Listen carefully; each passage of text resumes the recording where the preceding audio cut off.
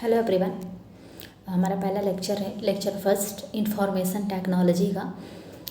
तो हम इसमें पढ़ेंगे। तो इसमें पहला टॉपिक है हमारा संचार संकेतों का संप्रेषण। तो पहले ये जान लेते हैं संचार संकेत होते क्या हैं। तो संचार संकेत ये होते हैं जब किसी एक स्थान दूसरे स्थान को जो है सूचनाओं को भेजना ही, सूचनाओं और डाटा को भेजना ही जो है संचार संकेत होता है।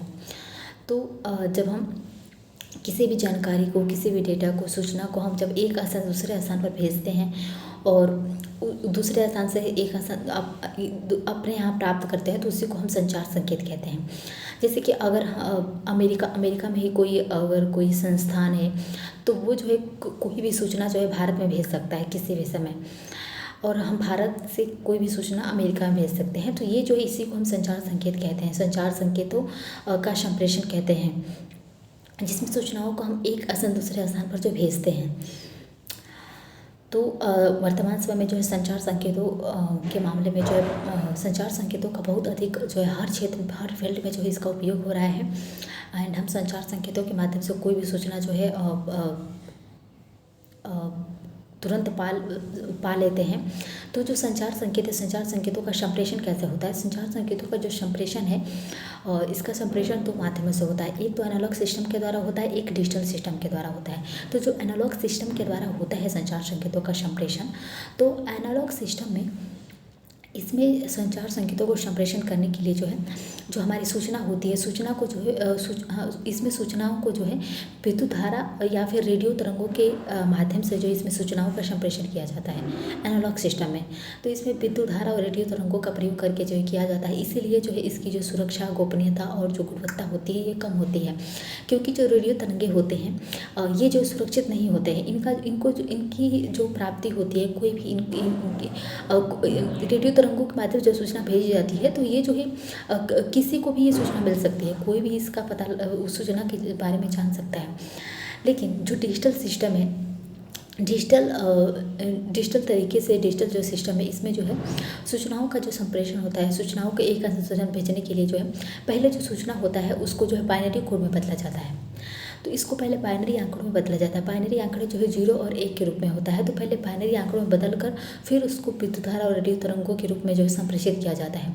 तो जो भी सूचनाएं होती हैं जो हम एक स्थान से दूसरे स्थान पर भेजना चाहते हैं तो उन सूचनाओं को जो 0 और 1 के रूप में, जो भी जितनी भी सूचनाएं होंगी वो 0 और 1 के रूप में 0 1 0 0 1 के रूप में रहेगी और इनको कोई पढ़ नहीं सकता है, बाइनरी आंकड़ों को कोई पढ़ नहीं सकता है। तो इस वजह से जो है ये इस वजह से जो है बाइनरी आंकड़ों में कन्वर्ट करके जो इसमें सूचना भेजने की वजह से जो इनकी गुणवत्ता, गोपनीयता और जो सुरक्षा होती है वो बहुत अधिक होती है। एंड ये जो होते हैं और बाइनरी आंकड़ों की जो प्राप्ति होती है ट्रांजिस्टर या फिर माइक्रो प्रोसेसर से जो इसको प्राप्त किया जाता है बाइनरी आंकड़ों को। तो डिजिटल और एनालॉग सिस्टम दो माध्यम से जो संचार संकेतों का संप्रेषण होता है। तो हमारा जो पहले जो है एनालॉग सिस्टम का प्रयोग किया जाता था संचार संकेतों को संप्रेषण में, लेकिन वर्तमान समय में जो है हर चीज़ डिजिटल हो गया। डिजिटल तरीके से जो संचार संकेतों का संप्रेषण किया जाता है। तो जो संचार संकेतों का संप्रेषण जो है कि इसके कई माध्यम हैं।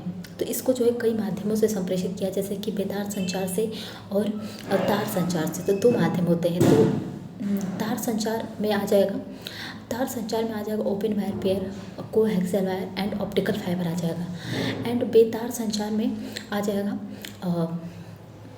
Microwave, long radio wave, short radio wave and जो है स्पेस वेव या फिर माइक्रोवेव। तो ये जो है 3 जो है बेतार संचार प्रणालियाँ हैं।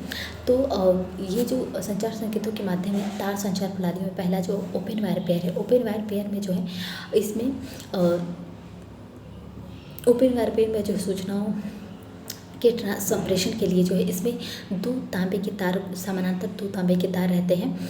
तो इसमें दो समानांतर तांबे के तारों से जो सूचनाओं का आदान प्रदान किया जाता है। तो ये जो टेक्नोलॉजी है इसका प्रयोग जो है पुराने समय में टेलीफोन और जो है टेलीविज़न में जो है टेलीफोन और इंटरनेट में जो इसका उपयोग किया जाता था पहले कहने का मेरा अर्थ है 1990 या फिर 80 के दशक में, 90 के दशक में। तो इस समय जो है ओपन वायर पेयर का प्रयोग किया जाता था। तो एंड दूसरा जो है कोएक्सियल वायर। कोएक्सियल वायर जो है यह इसका प्रयोग जो टीवी और इंटरनेट में जो है इसका प्रयोग किया जाता था, यह काफ़ी लोकप्रिय था। एंड क्योंकि इसके मध्य में जो है तांबे का तार लगा रहता था और इसके चारों तरफ जो एल्युमिनियम का तार लगा रहता था। तो इस वजह से जो है इससे जो है इसमें संचार संकेतों का संप्रेषण किया जाता था एक स्थान से दूसरे स्थान पर जो है। एंड ये काफ़ी लोकप्रिय था कोएक्सियल वायर। एंड जो ऑप्टिकल फाइबर है, ऑप्टिकल फाइबर को जो है इसको जो है सिलिका कह लो या फिर कांच कह लो, तो इसको जो है सिलिका और जो है बहुत ही उच्च कोटि की जो प्लास्टिक होती है उससे जो है यह जो है ऑप्टिकल फाइबर बना होता है। और यह जो एक तंतुनुमा संरचना होती है और इसमें जो आंकड़ों का संप्रेषण जो होता है वो प्रकाश या लेजर के रूप में जो है इसमें आंकड़ों का संप्रेषण किया जाता है। एक स्थान से दूसरे स्थान पर आंकड़ों को भेजा जाता है। इसके जो हमें कई लाभ मिलते हैं, जैसे कि इससे जो है हाई स्पीड के इंटरनेट और जो है टेलीकम्युनिकेशन में जो है इसका प्रयोग किया जा सकता है। तो इस वजह से जो है इसको जो है बहुत ही उच्च कोटि की जो इंटरनेट क्षमता के लिए और जो है टेलीकम्युनिकेशन में आ जाएगा फ़ोन के लिए, वीडियो कॉल के लिए, लाइव सेशन के लिए। तो ये सब जो होंगे ये टेलीकम्युनिकेशन होते हैं। तो इन सभी में जो है इसका प्रयोग किया जाता है। एंड तो यह जो है इसमें जो है सामान्य तांबे के तार की तुलना में इसमें जो है कई गुना अधिक जो है संचार संकेतों का संप्रेषण होता है। जैसे एक जो सामान्य तांबे का तार जितनी सूचना का संप्रेषण करता है उससे कई गुना जो है इसमें संचार संकेतों का संप्रेषण अच्छी ढंग से होता है। और इसमें प्रकाश और जो लेजर की प्राप्ति होती है वो एलईडी के माध्यम से होती है। तो एलईडी के द्वारा ही इसमें जो है प्रकाश और लेजर के माध्यम से संचार संकेतों का संप्रेषण किया जाता है। तो इसमें जो है कोई विद्युत प्रतिरोध की इसमें समस्या उत्पन्न नहीं होती है, क्योंकि जो है इसमें यह एक ऊर्जा से दक्ष प्रणाली है। इसमें जो अलग से हमें कोई ऊर्जा लगाने की आवश्यकता नहीं पड़ती है, ये स्वयं में ही एक ऊर्जा दक्ष प्रणाली होती है। एंड इसमें जो है लंबी दूरी के लिए संचार संकेतों के दौरान जो है रिपीटर यंत्र की जो हमें कोई आवश्यकता नहीं पड़ती। इसमें अलग से हमें कोई यंत्र जोड़ने की आवश्यकता नहीं पड़ती है। ये अपने आप में ही जो एक सक्षम एंड जो है गुणवत्तापूर्ण जो है एक प्रणाली होती है।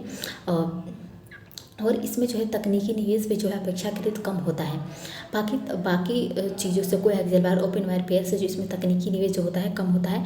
और यह जो वजन में काफ़ी हल्का होता है। ऑप्टिकल फाइबर वजन में काफ़ी हल्का होता है और जो है इसका प्रयोग करना भी काफ़ी आसान हो जाता है। तो इसका प्रयोग करना काफ़ी आसान हो जाता है, ये वजन में भी काफ़ी हल्का होता है। और इसका जो लागत मूल्य होता है, लागत मूल्य भी जो है अपेक्षाकृत कम होता है। सभी बेतार संचार प्रणालियों से इसका लागत मूल्य जो है तार संचार प्रणालियों से इसका लागत मूल्य अपेक्षाकृत कम होता है। इसका निवेश भी कम होता है, यह हल्का भी होता है। तो हर तरह से जो है ये एक जो है अच्छी संचार संकेत प्रणाली होती है। एंड जैसे कि इसकी जो संरचना होती है, इसके कोर में जो है इस संरचना होती है। पहले तो इसका कोर भाग होता है। कोर में जो है कोर इसका जो है मुख्य हिस्सा होता है, मुख्य भाग होता है। कोर सामने होता है और इसी में जो है प्रकाश के रूप में जो है प्रकाश को एलईडी में कन्वर्ट करके जो है सूचनाओं का आदान प्रदान किया जाता है, जो कोर भाग है इसी में। और दूसरा जो इसका है क्लैडिंग जो है क्लैडिंग जो भाग होता है इसमें जो है ये जो है रिफ्लेक्ट करता है, प्रतिबिंबित करता है। ये जो क्लैडिंग इसका भाग होता है ये जो है प्रकाश के माध्यम से जो सूचनाएं होती हैं उसको रिफ्लेक्ट करता है, प्रतिबिंबित करता है। तीसरा जो इसका भाग होता है कोटिंग जो है जो बाहर से होने वाले कोई नुकसान होता है, कोई समस्या होती है, उसको जो है ये देखने के लिए होता है। तो ये जो है इसकी संरचना तीन भागों में इसकी संरचना होती है। और यह जो है वर्तमान समय में जो है 5G नेटवर्क को और अधिक गति देने के लिए इसका उपयोग किया जा रहा है, क्योंकि जो यह एक हाई स्पीड इंटरनेट देने के लिए जो काफ़ी अच्छी तकनीक मानी जाती है।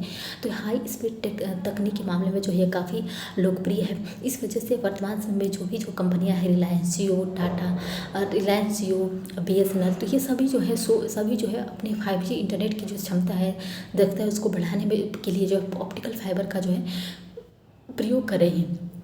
क्योंकि जो है इसकी तकनीकी निवेश भी कम होता है, ये वज़न में भी हल्का होता है और तो इस वजह से जो ऑप्टिकल फाइबर का प्रयोग करके जो है हाई स्पीड इंटरनेट की क्षमता जो है 5G नेटवर्क में जो है देने के लिए जो इसका प्रयोग किया जा रहा है वर्तमान समय में। तो नेक्स्ट है हमारा लॉन्ग रेडियो वेव को हम ग्राउंड वेव भी कहते हैं।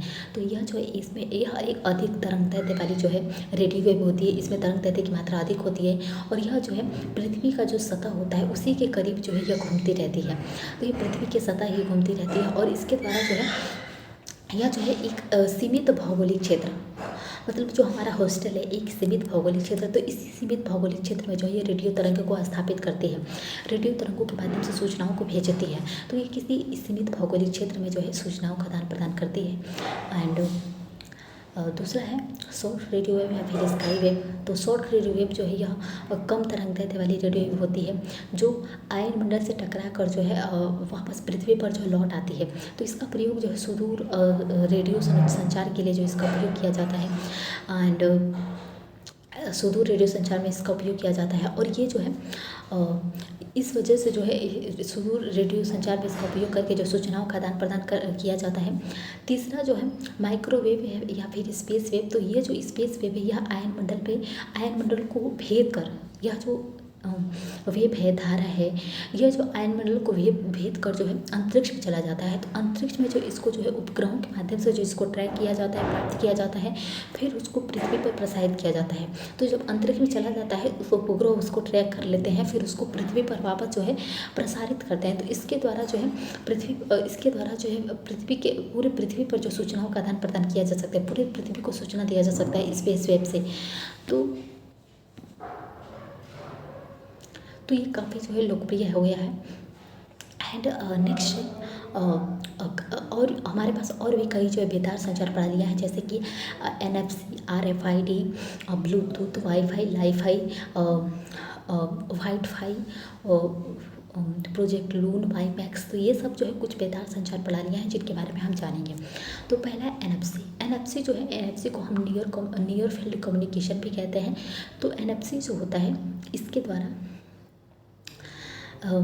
द्वारा हम जो है रेडियो आवृत्ति जो होती है, रेडियो तरंगें होती हैं, तो इसके द्वारा हम रेडियो आवृत्ति की मदद से कुछ इंच की दूरी, इसमें जो कुछ इंच की दूरी तक ही जो है यह बहुत ही कम मात्रा में ही जो है डिजिटल आंकड़ों का जो आदान प्रदान करता है। तो ये जो अधिक दूरी तक जो है ये आंकड़ों का आदान प्रदान नहीं कर सकता है। तो ये कुछ इंच की दूरी तक ही या फिर 4 से जो है 10 सेंटीमीटर तक ही जो है यह सूचनाओं का आदान प्रदान कर सकता है। तो और यह जो है डिजिटल आंकड़ों का आदान प्रदान के लिए पहले तो इसके लिए कम दूरी की आवश्यकता होती है, कम दूरी में ही यह सूचनाओं का आदान प्रदान कर सकता है। और NFC में जो है आंतरिक ऊर्जा के स्रोत के लिए जो है इसमें जो है हमें कोई बैटरी की आवश्यकता नहीं पड़ती, अलग से इसमें बैटरी लगाने की हमें कोई ज़रूरत नहीं पड़ती है, क्योंकि जो है यह रेडियो आवृत्तियों के द्वारा ही जो है अपनी ऊर्जा की मांग को पूरा कर लेती है।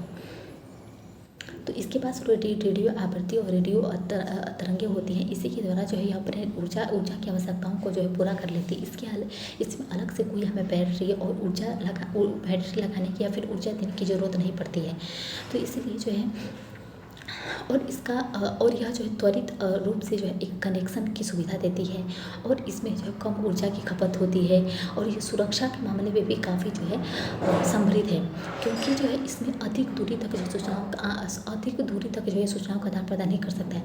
बहुत ही कम दूरी, मतलब 10 सेंटीमीटर से कम दूरी पर या कुछ इंच की दूरी तक ही ये सूचनाओं का आदान प्रदान कर सकता है, कुछ इंच की दूरी के समीप होने पर ही। तो इसीलिए जो है सुरक्षा के मामले में काफ़ी जो है अधिक समृद्ध होता है। इसका प्रयोग जो है वर्तमान समय मेट्रो, ट्रेन आदि की जो है टिकट खरीदने में तथा कॉन्टैक्टलेस पेमेंट सिस्टम में जो है इसका उपयोग किया जाता है। एंड ये जो है अगर हम दो NFC यंत्रों को जो है अगर हम आपस में लाते हैं, आपस में सब सटाते हैं, तो यह जो है जब इनको 2 NFC यंत्रों को जब हम करीब लाते हैं तो उनके बीच जो है उनके बीच जो है संचार उत्पन्न हो जाता है, वे अपने आप जो है कनेक्ट हो जाते हैं। इनमें हमें अलग से कोई डिवाइस पेयरिंग की आवश्यकता नहीं पड़ती है। जब हम 2 एनएफसी आंकड़ों को यंत्रों को आपस में सटाते हैं तो ये अपने आप जो है संपर्कित हो जाते हैं, संबंधित हो जाते हैं। तो ये इसमें हम ब्लूटूथ की तरह जो कोई हमें डिवाइस पेयर करने की आवश्यकता नहीं पड़ती है। तो इस वजह से जो है यह एक जो है संपर्क रहित भुगतान सिस्टम होती है। और जो है इससे जो स्मार्टफ़ोन की पहचान किया जा सकता है। यह जो डाटा ट्रांसफ़र के लिए जो है काफ़ी उपयोगी और जो है टिकटिंग सिस्टम में जो है इसका उपयोग किया जाता है। तो इस वजह से एनएफसी जो होता है, एनएफसी यंत्रों का प्रयोग जो है सूचनाओं के आदान-प्रदान में जो है किया जाता है। आंकड़ों के आदान प्रदान में हम इससे जो है अगर हम 2 एनएफसी यंत्रों को जो आपस में लाते हैं, सटाते हैं, तो फिर कोई भी आंकड़ा हो, कोई भी डिवाइस हो, मोबाइल फ़ोन हो, लैपटॉप हो, हम किसी में भी एनएफसी यंत्र को ऑन करके पास में लाकर हम कोई भी जो है मोबाइल से कोई भी फ़ोटो, वीडियो, रिकॉर्डिंग, लिंक, कोई भी चीज़ जो है शेयर कर सकते हैं। कोई भी जो एक डिवाइस से दूसरे डिवाइस में जो है हम भेज सकते हैं, आंकड़ों का आदान प्रदान कर सकते हैं। और यह जो है काफ़ी सुरक्षित होता है, क्योंकि जो है इसमें अधिक दूरी तक जो है हम आंकड़ों का आदान प्रदान नहीं कर सकते हैं। एंड नेक्स्ट है RFID, रेडियो फ्रीक्वेंसी आइडेंटिफिकेशन जो है। तो RFID जो है, यह जो है NFC के ही समान होता है, NFC के समान होता है, लेकिन जो है यह एक छोटा जो है NFC के ही समान, लेकिन एक छोटा इलेक्ट्रॉनिक यंत्र होता है और काफ़ी छोटा होता है। और इसमें जो है जो महत्वपूर्ण आंकड़े होते हैं, उन महत्वपूर्ण आंकड़ों को जो है इसमें संग्रहित करके जो है उन महत्वपूर्ण आंकड़ों को संग्रहित करके जो किसी वस्तु या फिर वस्तु की पहचान की जाती है, तो वो संग्रहित करके जो कोई भी वस्तु की जो इसमें पहचान की जा सकती है। और इसके 2 प्रकार होते हैं। तो हम इससे जो कोई भी वस्तु हो गया, कोई वस्तु हो गया, कोई सूचना हो गई, हम किसी भी चीज़ को जो इससे प्राप्त जो है इसको हम इसकी जो है सूचना प्राप्त कर सकते हैं। तो इसके 2 प्रकार के होते हैं, एक एक्टिव RFID होता है, एक पैसिव RFID होता है। जो एक्टिव RFID होता है, एक्टिव RFID में जो है हमें कोई अलग से जो है इसमें ऊर्जा की आवश्यकता नहीं पड़ती है, क्योंकि जो है ऊर्जा स्रोत के रूप में जो इसमें बैटरी का जो है प्रयोग किया जाता है। इसमें बैटरी का प्रयोग किया जाता है एक्टिव RFID में, और यह कुछ मीटर की दूरी तक जो है कार्य कर सकता है। तो यह कुछ मीटर की दूरी तक जो है सूचनाओं को ट्रैक कर सकता है, किसी कुछ मीटर की दूरी तक जो वस्तुओं की पहचान कर सकता है। एंड तो जैसे कि इसका प्रयोग जो वायरलेस जो है कार में किया जाता है। तो वायरलेस कार में जो है इसका प्रयोग किया जाता है एक्टिव RFID का।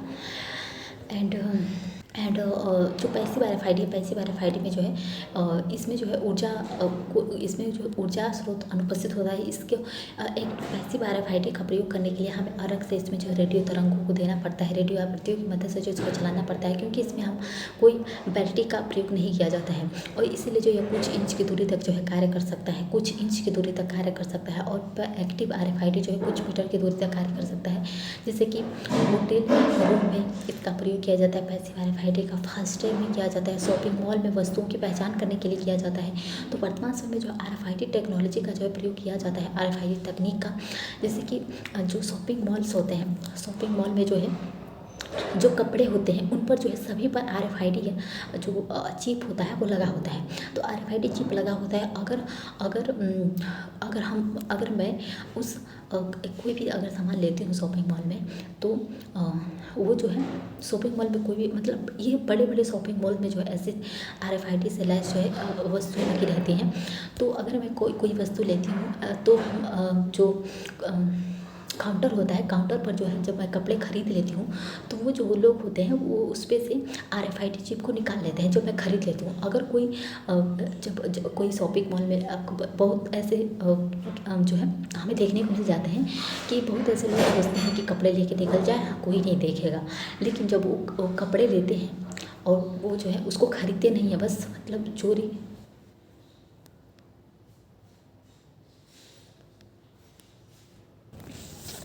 तो जैसे शॉपिंग मॉल में हम कोई वस्तु खरीदते हैं तो उसमें जो है बड़े बड़े शॉपिंग मॉल में तो उन उन सभी वस्तुओं में जो RFID लगा रहता है। जब हम कोई वस्तु, जैसे बहुत ऐसे लोग होते हैं कि चोरी करना सोचते हैं कि मॉल में हम चोरी कर लें, तो जब वो सामान को लेके बाहर जाते हैं तो जो गेट होता है, जो ट्रांसपेरेंट गेट होता है शीशे का, उसमें जो RFID चिप लगे होते हैं। और जब उस गेट से हम बाहर निकलने की कोशिश करते हैं किसी भी मॉल से किसी भी वस्तु को लेकर, तो वो जो है, ये क्या वॉक करने का समय है। तो इस प्रकार जो है वो जो RFID चिप लगा होता है तो पूरा वो आवाज़ करने लगता है, बोलने लगता है। तो वो जो इस वजह से जो पता चल जाता है, तो वो जो उनकी चोरी पकड़ी जाती है। तो इस वजह से RFID जो चिप होता है, RFID जो टेक्नोलॉजी तकनीक है, वर्तमान समय जो इसका जो प्रयोग हर क्षेत्र में किया जा रहा है, चाहे वो शॉपिंग मॉल हो गए, चाहे वो कारों में भी RFID चिप लगा होता है। तो ये जो है इसका जो है हर फील्ड में जो है RFID का जो है प्रयोग किया जा रहा है वर्तमान समय में। हमारा नेक्स्ट है ब्लूटूथ जो है एक माइक्रोवेव पर आधारित जो है एक संचार प्रणाली होती है, संचार तकनीक होती है, संचार संप्रेषण का माध्यम होता है, जिसमें जो है क्योंकि जो है ये एक सरल और बहुत ही लोकप्रिय प्रणाली है और यह माइक्रोवेव पर आधारित होती है, जिसके द्वारा जो है लगभग हम 10 मीटर की दूरी तक जो है हम सूचनाओं का आदान प्रदान कर सकते हैं। हम डिजिटल उपकरणों के माध्यम से डिजिटल उपकरणों को जोड़कर जो है हम इससे जो है आंकड़ों का आदान प्रदान कर सकते हैं। तो इसी को हम ब्लूटूथ कहते हैं। तो ब्लूटूथ जो है, ब्लूटूथ को कनेक्ट करने के लिए हमारे पास जो है 2 डिवाइस होने चाहिए। तो इस वजह से ब्लूटूथ का भी जो वर्तमान समय में जो है काफ़ी प्रयोग किया जाता है। एक डिवाइस से 2 डिवाइस को कनेक्ट करके जो है सूचनाओं का आदान प्रदान किया जाता है, आंकड़ों का आदान प्रदान किया जाता है। तो वर्तमान समय में जो है ये भी काफ़ी लोकप्रिय है। एंड नेक्स्ट वाईफाई को जो वायरलेस फिडेलिटी भी कहते हैं। वायरलेस फिडेलिटी, इसको हम WLAN के नाम से भी जानते हैं। तो जो वाईफाई है, इसके द्वारा जो है लगभग 100 मीटर, तो वाईफाई में जो हम 100 मीटर के जो है दूरी दायरे में जो है माइक्रोवेव पर आधारित जो है बेतार संचार नेटवर्क स्थापित कर सकते हैं। तो इसका हम प्रयोग जो है 100 मीटर के दायरे तक जो है इसका हम प्रयोग कर सकते हैं। इस 100 मीटर के दायरे में भी रहकर जो है हम इसमें जो है आंकड़ों का आदान प्रदान कर सकते हैं। तो इसका प्रयोग जो है, इसके प्रयोग से जो है वर्तमान में इसका प्रयोग घर, ऑफिस, सार्वजनिक स्थान हो गया कोई जो है, और में जो है WLAN की स्थापना किया जा रहा है, WLAN की सुविधा लिया जा रहा है। एंड जिसके द्वारा जो विभिन्न प्रकार के डिजिटल उपकरणों को जो आपस में जोड़कर जो है सूचनाओं का आदान प्रदान किया जाता है। तो इस वजह से जो वर्तमान में ये वाईफाई जो है, वायरलेस फिडेलिटी जो है, यह जो है काफ़ी लोकप्रिय है, क्योंकि इसका जो है हर फील्ड में जो इसका उपयोग किया जा रहा है। तो WLAN या फिर वाईफाई नेटवर्क को जो है, इसको जो है इसके लिए ये ज़रूरी नहीं होता है कि इसके लिए इंटरनेट रहेगा तभी हम इसको कनेक्ट कर सकते हैं। इसका जो है प्रयोग बिना इंटरनेट के ही करने के लिए इसका किया गया था। तो इसके लिए जो है इसको जो है बिना इंटरनेट के भी इसको हम जोड़ सकते हैं। एक डिवाइस से दूसरे डिवाइस में जो वाईफाई जो है हम इसको जोड़ सकते हैं, और हम इससे जो इंटरनेट को भी जोड़ सकते हैं। तो इस वजह से जो है 100 मीटर के जो है जिस दायरे में हम वाईफाई की जो है सेवा लेते हैं, उसी को जो हम वाईफाई हॉटस्पॉट कहते हैं। तो इस वजह से जो हम इसको इंटरनेट से भी जोड़ सकते हैं, और बिना इंटरनेट से भी जोड़कर जो है हम इसका प्रयोग किया जाता है। तो जो वाईफाई है, वाईफाई तो हमने वाईफाई के बारे में जाना। नेक्स्ट है लाईफाई को जो हम इसको जो है विजुअल लाइट जो है कम्युनिकेशन भी कहते हैं, VLN, लाइट फाइडेलिटी कहते हैं। तो ये जो है ये बेतार संचार की यह जो एक तकनीक है, और इस तकनीक में जो है आंकड़ों के आदान प्रदान के लिए जो है माइक्रोवेव या फिर रेडियो वेव के स्थान पर जो इसमें जो है सामान्य प्रकाश का प्रयोग किया जाता है। तो इस वजह से जो है यह काफ़ी तो जो लाईफाई होता है, इसका प्रयोग जो है ये भी जो है ये माइक्रोवेव या रेडियो पर आधारित नहीं होता है। ये जो संचार तकनीक होता है, या इसमें आंकड़ों का आदान प्रदान के लिए जो हमें प्रकाश का प्रयोग किया जाता है। इसमें प्रकाश के माध्यम से आंकड़ों का आदान प्रदान करना कि माइक्रोवेव से। तो प्रकाश की आवृत्तियाँ जो होती है, इसमें प्रकाश की आवृत्तियों में जो है प्रकाश की जो आवृत्तियाँ होती है, उसमें जो है सूक्ष्म बहुत थोड़े स्तर पर जो है परिवर्तन किया जाता है। परिवर्तन करके द्वारा जो आंकड़ों को जो है संप्रेषित करने की जो क्षमता प्राप्त की जाती है। तो ये जो प्रणाली होती है, इसमें जो है लाईफाई की जो प्राप्ति होती है अनेक माध्यमों से की जाती है, अनेक प्रकारों से की जाती है। तो इसकी जो है इसको प्राप्त करने के लिए हमें जो कई कार्य करने पड़ते हैं, जैसे कि जो LED होता है, LED के साथ जो पहले डिजिटल उपकरणों को जो है जोड़ा जाता है। तो एलईडी के साथ पहले हम डिजिटल उपकरणों को जोड़ते हैं, फिर इंटरनेट आंकड़ों को जो है जो आंकड़े होते हैं उसको जो है उससे जो प्राप्त जो उससे आंकड़ों को जो है प्रकाश संकेत में जो बदला जाता है। तो पहले तो एलईडी को जो डिवाइस से जोड़ा जाता है, कनेक्ट किया जाता है, फिर उसको जो है उसके जो प्रकाश होता है एलईडी के माध्यम से जो हम प्रकाश के माध्यम से जो हम लाईफाई की सुविधा देना चाहते हैं, तो उसमें जो है पहले जो आंकड़े इंटरनेट को जो है कनेक्ट किया जाता है, इंटरनेट को जोड़ा जाता है। तो ये जो होता है लाईफाई जो होता है यह उपभोक्ता के कंप्यूटर, ये किसी भी उपभोक्ता के कंप्यूटर, मोबाइल और अन्य जो डिजिटल उपकरण होते हैं उनमें जो है लाईफाई की जो है संकेत की प्राप्ति के लिए, लाईफाई की सुविधा की प्राप्ति के लिए जो है इसमें लाइट सेंसर या फिर फोटो डिटेक्टर नामक जो है यंत्र जो है लगाने होते हैं। तो इस फोटो डिटेक्टर नामक यंत्र लगाकर जो हम लाईफाई की सुविधा ले सकते हैं।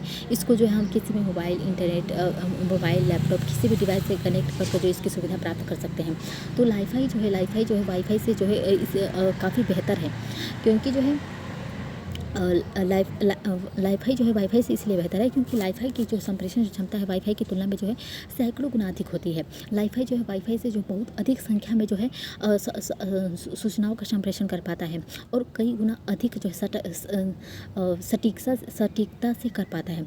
तो इसके परीक्षण स्तर पर जो है लाईफाई से जो है जो परीक्षण स्थल होता है, परीक्षण स्थल पर हम लाईफाई से जो 224 Gbps की जो है संप्रेषण क्षमता प्राप्त कर सकते हैं, जबकि वाईफाई में ऐसी कोई मात्र जो है 100 Gbps तक ही जो है हम प्राप्त कर पाते हैं। तो इस प्रकार जो प्रकाश होता है और प्रकाश और एलईडी होता है, प्रकाश और एलईडी पर आधारित होने के कारण जो इसकी जो सुरक्षा होती है, इसकी जो ऊर्जा होती है, ऊर्जा की खपत इसमें कम होती है, क्योंकि जो है अपने आप में जो है ऊर्जा दक्ष प्रणाली होती है, इसीलिए इसमें ऊर्जा की मांग जो अत्यंत कम होती है। जबकि हमें वाईफाई में जो अधिक ऊर्जा की आवश्यकता पड़ती है, हमें उसमें जो वाईफाई के लिए जो हमें जो है नेटवर्क की आवश्यकता पड़ती है, ऊर्जा की आवश्यकता पड़ती है, जैसे इसमें जो है बहुत कम ऊर्जा की आवश्यकता पड़ती है, क्योंकि जो है अपने आप में जो है एलईडी पर आधारित होने के कारण जो है अपने आप में जो प्रकाश आधारित जो है प्रकाश आधारित तकनीक होता है। तो इस वजह से जो है ये प्रकाश के माध्यम से जो है आंकड़ों को संप्रेषित करता है। तो इसमें अलग से हमें जो है ऊर्जा लगाने की ज़रूरत नहीं पड़ती है। तो यह वाईफाई की तुलना में जो अधिक जो है सुरक्षा प्रदान करता है, क्योंकि जो है जो प्रकाश की तरंगे होती हैं वो किसी प्रकाश की तरंगे होती है किसी अपारदर्शी अवरोध को जो है पार नहीं कर पाएंगी।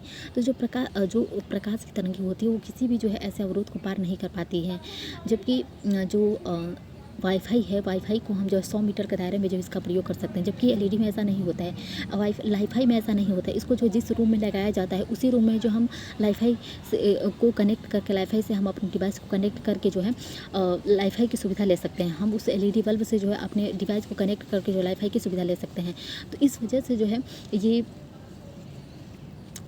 जो है वाईफाई से अधिक सुरक्षादायी होता है, क्योंकि जो है और जो वाईफाई होता है ये इसलिए सुरक्षा अधिक प्रदान नहीं करता है क्योंकि इसमें जो है इसका प्रयोग हम 100 मीटर के दायरे में कर सकते हैं। तो इसका प्रयोग जो है अगर इसका कोई दूसरा भी जो है इसका प्रयोग कर सकता है। मान लो हम अपने जब वाईफाई में पासवर्ड नहीं लगाएंगे तो हमारा अगर कोई भी अपना जो है हॉटस्पॉट ऑन करेगा, वाईफाई ऑन करेगा, तो हमारा जो डिवाइस होगा उससे कनेक्ट हो जाएगा। तो इस वजह से वो हमारा जो है कोई सुरक्षा के मामले में जो है सही नहीं है।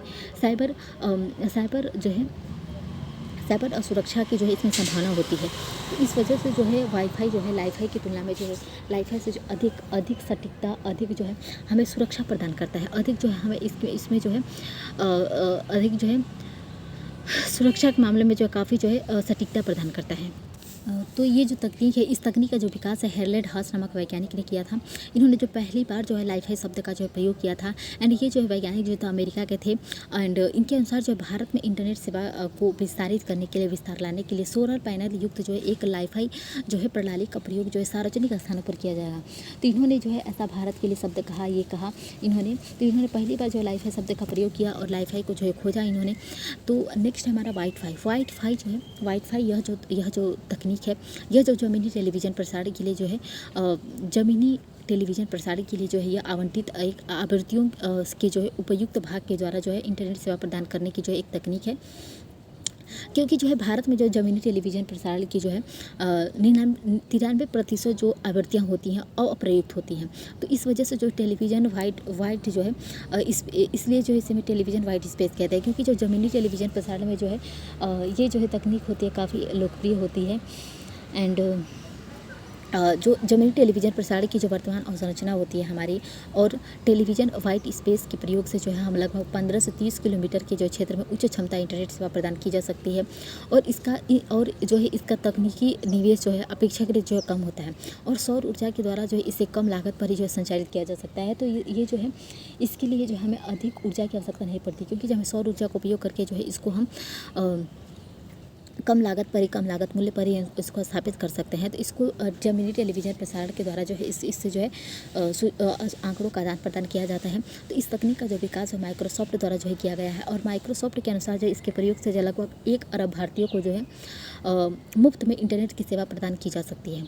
तो माइक्रोसॉफ्ट ने ये कहा है कि इससे लगभग अगर कभी भारत पर ऐसी घटना आ जाती है, ऐसी जो है संकट आ जाता है, तो लगभग 1 अरब भारतीयों को जो मुफ्त में इंटरनेट की सेवा प्रदान की जा सकती है वाईफाई का इस्तेमाल करके, ज़मीनी प्रसारण तकनीक का प्रयोग करके। तो इस वजह से जो है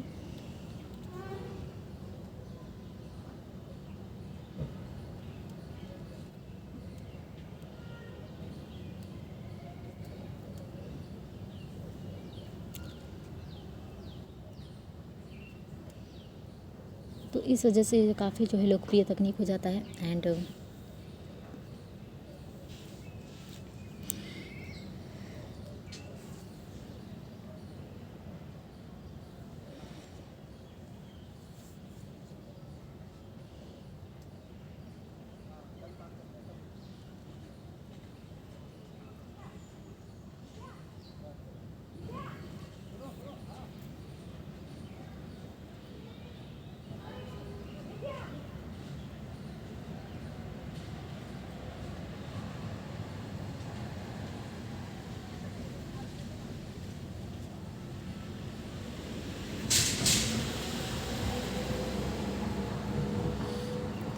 नेक्स्ट हमारा टॉपिक है प्रोजेक्ट लोन को, जो इसको गूगल ने लाया था प्रोजेक्ट लोन को।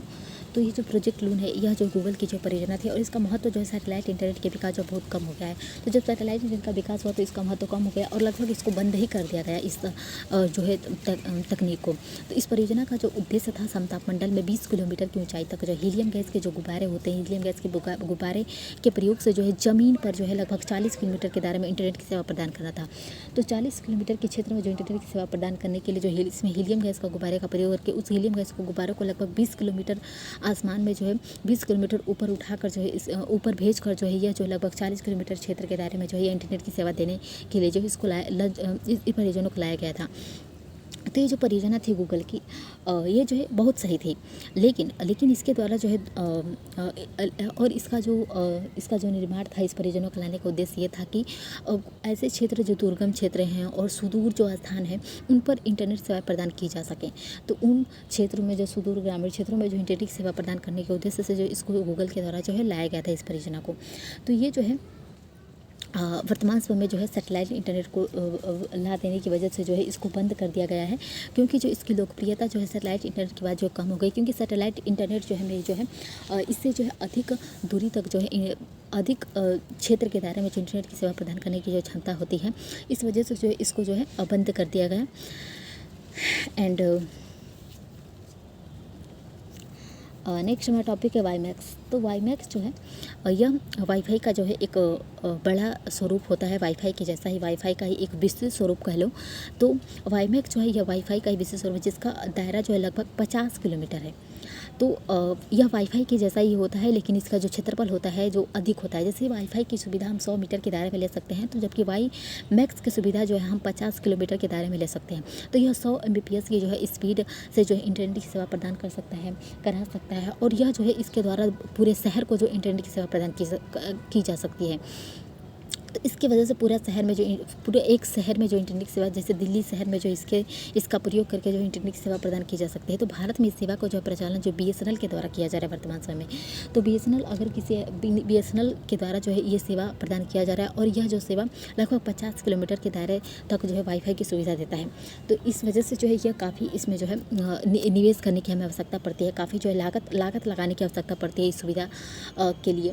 तो BSNL के द्वारा वर्तमान में BSNL जो है इस जो है तकनीक इस परियोजना का जो है करता धरता है। एंड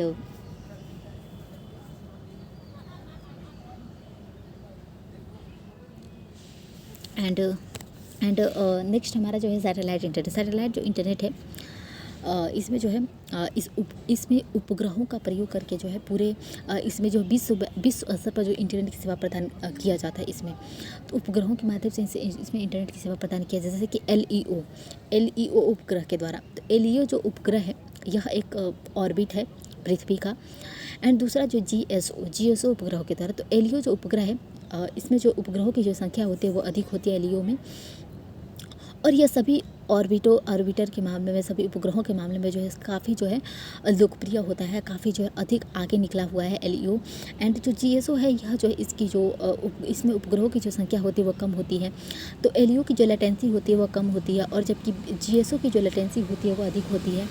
एंड LEO में जो गेटवे टर्मिनल का जो प्रयोग करके जो है इसमें जो है इंटरनेट की सेवा दी जाती है, जबकि इसमें जो है फिक्स एंटीना का प्रयोग किया जाता है GSO में। और LEO में जो अंतरिक्ष प्रदूषण जो है इससे अधिक होता है, जबकि GSO से अंतरिक्ष प्रदूषण जो है कम होता है। और LEO की जो सेवा गुणवत्ता होती है एंड निवेश होता है वो अधिक होता है, जबकि इसकी सेवा गुणवत्ता जो है GSO की जो सामान्य मात्रा में होती है। तो इसमें जो 2 प्रकार के उपग्रहों का प्रयोग किया जाता है, LEO और GSO का प्रयोग करके जो है पूरे विश्व स्तर पर जो इंटरनेट की सेवा प्रदान करने की जो कोशिश की जाती है। तो ये जो इसके जो है कुछ सैटेलाइट इंटरनेट के जो हमें कुछ लाभ भी प्राप्त होते हैं, जैसे कि एक बेहतर इंटरनेट की स्पीड हमें मिलती है। इससे हम जो है बहुत 5G की क्षमता जैसा जो है हमें पे एक बेहतर और गुणवत्तापूर्ण जो है इंटरनेट की सेवा प्राप्त करते हैं हम। और इससे जो है इसकी बैंडविड्थ जो होती है वो भी बेहतर होती है, बैंडविड्थ इसकी बहुत अधिक जो है अच्छी होती है। और इसमें जो बेतार संचार विधि का प्रयोग किया जाता है, इसमें जो है बिना वायरलेस सिस्टम का प्रयोग किया जाता है। एंड जो है यह जो है बहुत ऐसे जो क्षेत्र होते हैं सुदूर और जो है दुर्गम जो क्षेत्र होते हैं उन तक जो है इंटरनेट की सेवा प्रदान करने के लिए जो इसको लॉन्च किया गया था, ताकि वैसे क्षेत्रों में जो है जो कि पिछड़े हुए हैं, जो जिन तक जो है इंटरनेट की सेवा नहीं पहुंच पाती है, उन तक तो हम इंटरनेट की सेवा को प्रदान कर सकते। तो इस वजह से जो इसको लंबी दूरी तक जो है ऐसे पिछड़े हुए क्षेत्रों में जो इंटरनेट की सेवा देने के उद्देश्य से जो है इसको लॉन्च किया गया था, ताकि पूरे विश्व में जो इसकी सुविधा दिया जा सके और वे लोग भी इसके लाभ उठा पाएँ जो सुदूर और ग्रामीण क्षेत्रों में रहते हैं, सुदूर और पिछड़े हुए क्षेत्र में रहते हैं।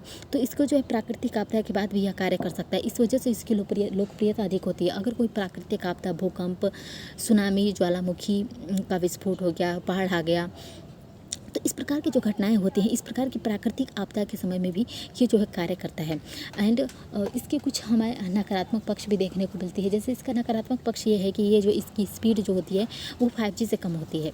तो इसकी स्पीड 5G से कम होती है, और यह जो कुछ स्थितियों में जो इसकी लेटेंसी अधिक हो जाती है, इस वजह से इसकी आलोचना की जाती है। इसके कुछ नकारात्मक पक्ष, कुछ ऐसी स्थिति उत्पन्न हो जाती है कि उसमें इसकी लेटेंसी अधिक हो जाती है, और इसके जो स्थापित करने का जो खर्च होता है वो अधिक होता है, क्योंकि जो है इसमें पूरे विश्वव्यापी स्तर पर जो है इंटरनेट की सेवा प्रदान करने के उद्देश्य से जो इसको लॉन्च किया जाता है, इस वजह से इसकी जो निवेश क्षमता होती है, इसका जो लागत मूल्य होता है वो अधिक होता है।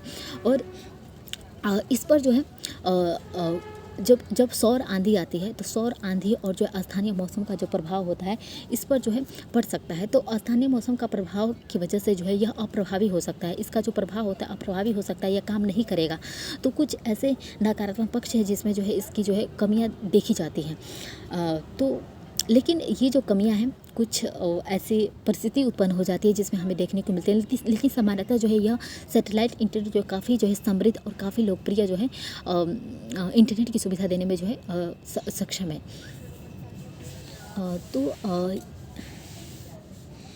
ये जो नेक्स्ट सैटेलाइट इंटरनेट के महत्वपूर्ण प्रोजेक्ट और कंपनियां भी हैं इसके। तो सैटेलाइट इंटरनेट जो है वर्तमान समय में जो है हर कंपनी जो है सैटेलाइट इंटरनेट को बनाने में, सैटेलाइट इंटरनेट की सुविधा को प्राप्त करने के लिए, इससे लाभ प्राप्त करने के उद्देश्य से सैटेलाइट इंटरनेट को बनाने की कोशिश कर रही है। जैसे कि नेक्स्ट है हग्स कम्युनिकेशन इंडिया HCI।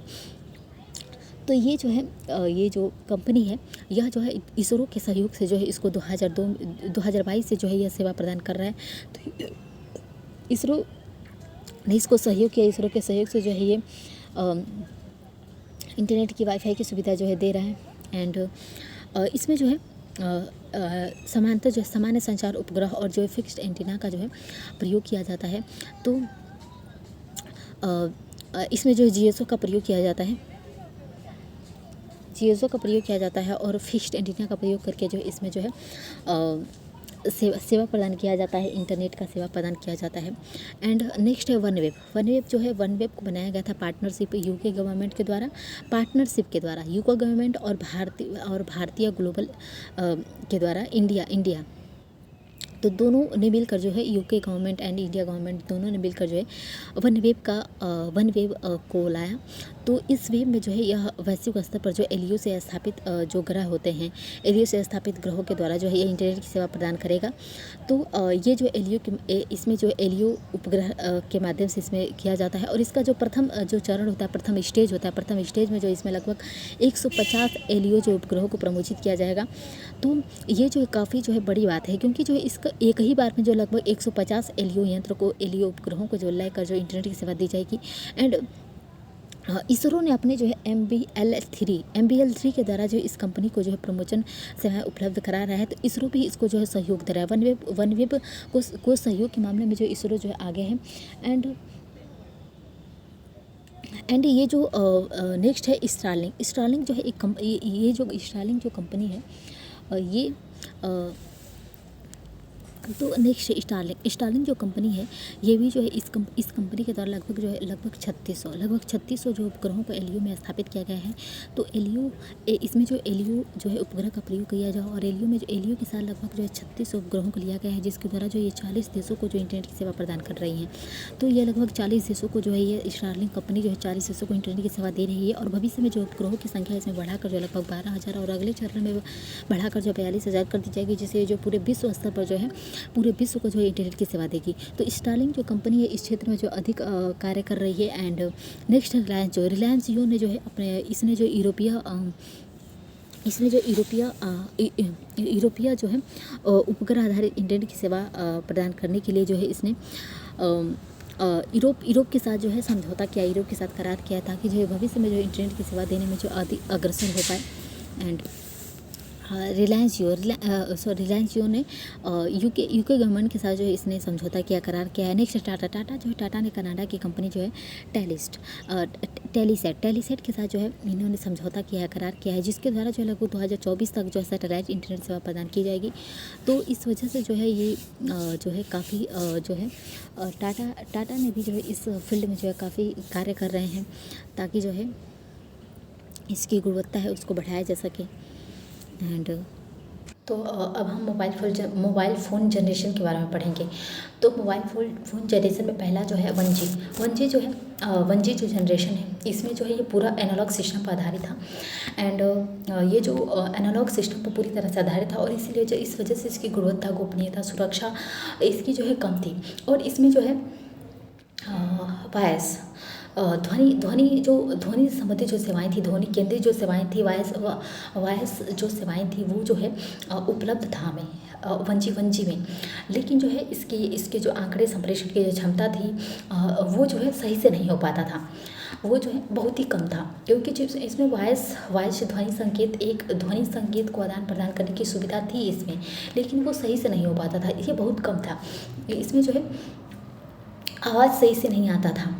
तो इस वजह से जो तो ये जो है 1G है। 2G जो है 2G जनरेशन की जो ये जो है इसमें जो है ये जो है डिजिटल सिस्टम पर आधारित था। इसकी गुणवत्ता, गोपनीयता, सुरक्षा जो थी वो जो है बेहतर थी, 1G से बेहतर थी।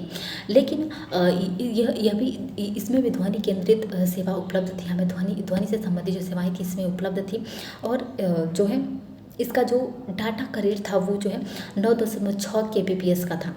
तो इसमें जो है इससे 2G में हम 2G में हमें SMS की भी सुविधा दी गई और 2G में हम SMS मैसेज भी कर सकते थे। तो इस वजह से जो 2G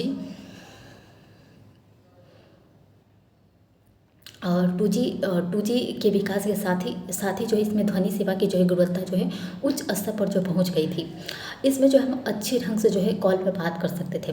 तो 2G के बाद सभी जो पीढ़ियां थी उसका विकास जो संप्रेषण क्षमता बढ़ाने के उद्देश्य से किया गया था।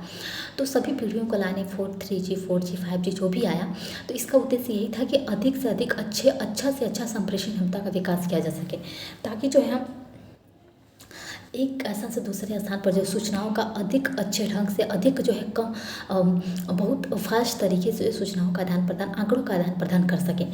तो इस वजह से जो भी जनरेशन्स आए उनका उद्देश्य यही था कि और संप्रेषण क्षमता को और अच्छा बनाया जा सके। तो जैसे 2G में हमें SMS की सुविधा दी गई, ध्वनि केंद्रीय जो सेवाएं थी वो अधिक सशक्त हो गई और अधिक अच्छी हो गई 2G में। तो इसी प्रकार जो 3G है, 3G 2001 में आया और ये भी जो है डिजिटल 3G 2001 में आया और ये भी जो है डिजिटल सर्विस था। इसे यह भी जो डाटा सेंट्रिक जो सर्विसेज थी इसमें जो उपलब्ध थी। और यह जो HSPA high speed packet access या फिर इसकी डाटा रेट जो है 2 से 3 जो है MBPS का था। तो इसमें जो है 3G में जो है 2G से बेहतर संप्रेषण सुविधाएं थी, क्योंकि जो है 3G के कारण जो है मोबाइल आधारित जो इंटरनेट सेवाएं थी उसका विस्तार हुआ। मोबाइल में जो अधिक इंटरनेट की सुविधा के प्रयोग करके जो आंकड़ों का आदान प्रदान किया जाने लगा और इसके दौरान ही व्हाट्सअप, सोशल मीडिया और इंटरनेट जो वॉइस जो कॉल था वो लोकप्रिय हो गया था 3G में ही वीडियो कॉल, व्हाट्सएप कॉल, तो ये सब जो है लोकप्रिय हो गया था 3G में ही व्हाट्सअप और सोशल मीडिया भी लोकप्रिय हुआ। क्योंकि 3G में जो है और 2G में जो है हमें सिर्फ SMS सामान्य जो SMS टैक्स होता है वो करने की सुविधा थी, लेकिन 3G में जो है 3G में इंटरनेट के माध्यम से भी हम आंकड़ों का आदान प्रदान कर सकते हैं। तो इसी में जो सोशल मीडिया आया, 3G में ही सोशल मीडिया आया। नेक्स्ट 4G जो 4G 2011 में आया 4G। तो 4G जो है डिजिटल सिस्टम पर आधारित था, 4G डिजिटल सिस्टम पर आधारित था 4G। और यह जो है यह भी डाटा सेंट्रिक इसमें सर्विसेज उपलब्ध थी और इसका जो टेक्नोलॉजी था यह LTE पर आधारित था, LTE पर लॉन्ग टर्म इवोल्यूशन पर आधारित था। LTE जो है इस वजह से इसके जो डाटा का जो रेट था वो 100 MBPS का था, 100 MBPS तक की जो है यह जो है इसमें जो है डाटा रेट थी इसकी। इससे जो है वीडियो कॉल, लाइव सेशंस, इससे जो है सब कुछ हो सकते थे। जबकि 3G का जो डाटा रेट था 2 से 3 MBPS का ही था, जबकि 4G में जो है यह जो है 100 MBPS का है। तो यह जो है ओनली वोल्ट तकनीक पर आधारित है, वॉइस ओवर LTE पर आधारित है। तो 4G जो है पूर्ण रूप से जो है इंटरनेट आधारित जो है सेवा है, एक इंटरनेट था पूर्ण रूप से, इसमें कोई जो है एनालॉग सिस्टम का प्रयोग नहीं किया जाता, पूरी तरह से इंटरनेट आधारित सेवा है। और इसमें जो है एक ही नेटवर्क पर हम एक ही इंटरनेट का उपयोग करके जो उससे कई प्रकार के जो कई माध्यमों से उसका लाभ उठा पाएंगे। जैसे एक ही नेटवर्क पर जो हम ध्वनि संकेत का लाभ उठा पाएंगे, इंटरनेट की सेवा का लाभ उठा पाएंगे और अच्छा संप्रेषण भी किया जा सकेगा, संचार संकेतों का जो संप्रेषण भी अच्छा हो पाएगा। जिससे कि हम, जैसे मेरा ही 4G फ़ोन है तो मैं ध्वनि संकेतों का भी लाभ उठा पाती हूँ और किसी से कॉल पे बात भी कर लूँगी और इंटरनेट भी चला पाऊँगी, नेट भी चला पाऊँगी। और इससे हमारा और जबकि दोनों का प्रयोग करने के दौरान भी हमारा जो संचार संकेत होता है, संचार संकेतों का जो संप्रेषण होता है वो अच्छा हो पाता है। तो इस वजह से, और इसमें जो है समानांतर जो वॉइस नेटवर्क होता है की आवश्यकता नहीं होती है। इसमें जो है जैसे कि अलग से कोई वॉइस नेटवर्क की आवश्यकता है, एक ही नेटवर्क का उपयोग करके हम उससे जो है कॉल में बात कर सकते हैं, इंटरनेट की सेवा प्राप्त कर सकते हैं, संप्रेषण का माध्यम पर संप्रेषण कर सकते हैं, सूचनाओं का संप्रेषण कर सकते हैं। तो इसमें एक ही नेटवर्क पर जो है हम कई सुविधाएं प्राप्त कर सकते हैं। इसमें हमें इंटरनेट के लिए अलग सुविधा, वॉइस कॉल के लिए मतलब वॉइस ध्वनि संकेतों के लिए अलग सुविधा, संप्रेषण अलग नेटवर्क की आवश्यकता नहीं पड़ती। हम एक ही नेटवर्क पर जो इसमें कई सुविधाएं प्राप्त कर सकते हैं। तो अब जो है हम 5G जनरेशन के बारे में पढ़ेंगे। 5G जनरेशन, तो जो 5G जनरेशन है ये मोबाइल जो तकनीक है, मोबाइल तकनीक की जो है एक नवीनतम पीढ़ी है, सबसे नई पीढ़ी 5G है। और इसका जो विकास होता है वो विकास है 4G या फिर LTE लॉन्ग टर्म इवोल्यूशन कह लो, से जो है को बेहतर बनाकर किया गया है। तो 4G से बेहतर बनाने के क्रम में ही 5G का विकास किया गया है, ताकि 4G से भी अधिक संप्रेषण क्षमता इसमें मौजूद हो। तो इस वजह से 4G की तरह ही आंकड़ा जो है केंद्रित इंटरनेट आधारित जो है ये भी सेवा है, आंकड़ाओं का आदान प्रदान करता है, इंटरनेट की सेवा देता है। तो 4G की तरह ही जो है ये हमें सारी सुविधाएं देता है, लेकिन उससे बेहतर देता है, बेहतर देगा और देता है। तो जैसे कि ITU जो है, ITU के अनुसार इंफॉर्मेशन टेक्नोलॉजी ऑफ मतलब ITU एक संस्थान है, ITU, और ITU के अनुसार जो है 5G तकनीक में, तो ITU के अनुसार 5G तकनीक में निम्नलिखित गुण होने चाहिए जो इसे 4G से बेहतर बनाएगा। तो ITU ने कहा कि 5G तकनीक को बेहतर बनाने के लिए पहले तो इसको 4G में जो 4G से भी अधिक जो है इसमें गुण होंगे, तभी ये बेहतर बन पाएगा। तो ITU ने कहा कि पहले तो इसका डाटा रेट जो है 10 से 20 Gbps का होना चाहिए, इसमें अल्ट्रा लो ऑफ लेटेंसी जो है 1 मिलीसेकेंड का होना चाहिए, प्रति इकाई क्षेत्रफल 1000 गुना अधिक बैंडविड्थ की क्षमता होनी चाहिए इसमें, और इसका प्रति इकाई क्षेत्रफल जो है 100 गुना अधिक जो है डिजिटल यंत्रों को जो है जोड़ने की इसमें क्षमता होनी चाहिए। 99.99% नेटवर्क जो है अप टाइम की उपलब्धता होनी चाहिए, 100% जो है ग्लोबल कवरेज होनी चाहिए इसमें, एंड नेटवर्क पर जो है लगभग 90% ऊर्जा जो है खपत में जो इसमें कमी होनी चाहिए। तो इस प्रकार जो है ये सब जो सुविधाएं हैं, ये सब जो करेगा 5G, तभी ये 4G से बेहतर बन पाएगा। तो 5G से जुड़े जो डिजिटल सेंसर्स होते हैं, उपकरण होते हैं, उनकी बैटरी लाइफ जो 10 वर्ष तक होनी चाहिए, तभी जो ये 4G से बेहतर बन पाएगा। तो ITU ने ये शर्तें रखी कि ये जो है चीज़ें अगर हम 5G में जोड़ कर लाएँ, तब जो है ये 4G से अधिक संप्रेषण के मामले में जो है अच्छा हो पाएगा। तो जो 5G है, 5G नेटवर्क जो है कि 3 आवृत्तियों बैंड में बटे हुए होते हैं 5G। तो पहला जो है इसका जो है लो जो है फ्रीक्वेंसी बैंड नेटवर्क होता है, पहला लो फ्रीक्वेंसी बैंड नेटवर्क। तो इसका जो डाटा रेट होता है वो 200 Mbps का होता है, तो 200 Mbps का होता है, और इसका जो विस्तार होता है व्यापक होता है, सेवा क्षेत्र जो है इसका व्यापक होता है। मतलब व्यापक कहने का अर्थ है मतलब अधिक क्षेत्र को जो है ये सेवा दे सकता है। एंड ये इसमें मोबाइल फ़ोन का प्रयोग किया जाता है। मोबाइल फ़ोन में जो है लो फ्रीक्वेंसी जो है बैंड नेटवर्क का 5G का प्रयोग किया जाता है। दूसरा जो मिड फ्रीक्वेंसी बैंड नेटवर्क है, इसमें जो है यह जो Gbps स्पीड पर आधारित होता है, ना कि Mbps। इसमें Gbps की स्पीड होती है, डाटा रेट होता है। इसका जो है सीमित क्षेत्र होता है, इसका सीमित विस्तार होता है, या फिर सेवा क्षेत्र सीमित होता है। यह सीमित क्षेत्र में ही सेवा दे सकता है, जबकि जो है लो फ्रीक्वेंसी बैंड नेटवर्क का जो है सेवा क्षेत्र जो है व्यापक होता है, अधिक होता है। और जबकि तो मिड फ्रीक्वेंसी बैंड नेटवर्क का उपयोग जो है उद्योग, ऑफिस और घर में ही किया जाता है। उद्योगों में जो है हमें अधिक जो है तेज नेटवर्क की आवश्यकता पड़ती है, ऑफिस में अधिक तेज नेटवर्क की आवश्यकता पड़ती है। तो इस प्रकार जो है इसका प्रयोग जो है मिड फ्रीक्वेंसी बैंड नेटवर्क का उपयोग जो है घर, उद्योग, ऑफिस में ही किया जाता है, क्योंकि जो है इसका जो नेटवर्क डाटा रेट होता है Gbps में होता है। तीसरा जो है हाई फ्रीक्वेंसी बैंड नेटवर्क। तो हाई फ्रीक्वेंसी जो बैंड नेटवर्क है, इसका जो डाटा रेट होता है 10 से 20 Gbps का होता है। तो इस वजह से जो है सिर्फ इसका प्रयोग जो है सिर्फ मुख्य क्षेत्रों में ही, सिर्फ विशिष्ट क्षेत्रों में ही ये उपलब्ध होता है। हाई फ्रिक्वेंसी बैंड नेटवर्क जो है, जैसे कि live streaming platform, IT sector, तो ये सब जो क्षेत्र होते हैं जहाँ हमें जो है हाई इंटरनेट की सेवा की आवश्यकता पड़ती है, हाई फ्रिक्वेंसी इंटरनेट की सेवा की आवश्यकता पड़ती है। तो उसमें जो है हम 5G के जो है इस भाग का प्रयोग करते हैं। तो जो 5G है, 5G नेटवर्क जो है, 5G नेटवर्क के जो है 2 प्रकार होते हैं। एक तो 5G जो है स्टैंड अलोन होता है, दूसरा जो है 5G नॉन स्टैंड अलोन होता है। तो 5G स्टैंड अलोन जो होता है, इसमें जो है यह 4G की जो है समानांतर होता है, 4G के समानांतर होता है, और 4G के समानांतर होता है, लेकिन ये जो 5G नेटवर्क है जिसका जो 4G के साथ जो कोई संबंध नहीं होता है, लेकिन ये 4G के जो है समान ही होता है स्टैंड अलोन। और जो नॉन स्टैंड अलोन है या 4G नेटवर्क पर आधारित होता है, क्योंकि जो इसमें LTE का प्रयोग है, जो लो फ्रिक्वेंसी इवोल्यूशन का प्रयोग किया जाता है और करके जो नेटवर्क का उपयोग किया जाता है इसमें। तो जो नॉन स्टैंड अलोन है इसमें जो 4G नेटवर्क का प्रयोग किया जाता है, इस वजह से जो है इसमें जो 4G की जो भूमिका होती है वो अधिक हो जाती है। एंड जो स्टैंड अलोन है इसमें जो है CN और RN दोनों नए होते हैं, जबकि इसमें जो है 5G में नॉन स्टैंड अलोन में इसमें जो है कोर नेटवर्क तथा RAN जो है पुराना लगा होता है। एंड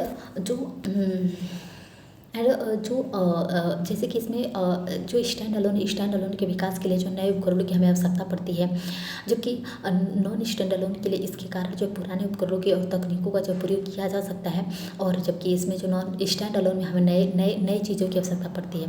तो स्टैंड अलोन में जो इसमें जो निवेश अपेक्षाकृत जो अधिक होता है और सेवा शुरू करने में जो इसमें अधिक समय लग जाता है। नॉन स्टैंड अलोन में इसके शुरुआती निवेश जो है कम होता है और इसमें जो कम समय में ही जो है सेवा की शुरुआत की जा सकती है। तो इस वजह से नॉन स्टैंड अलोन जो है स्टैंड अलोन से जो है काफ़ी जो है अच्छा होता है, क्योंकि जो है इसमें जो है अच्छे LTE का प्रयोग किया जाता है, लो फ्रीक्वेंसी इवोल्यूशन का प्रयोग किया जाता है। एंड जो है जो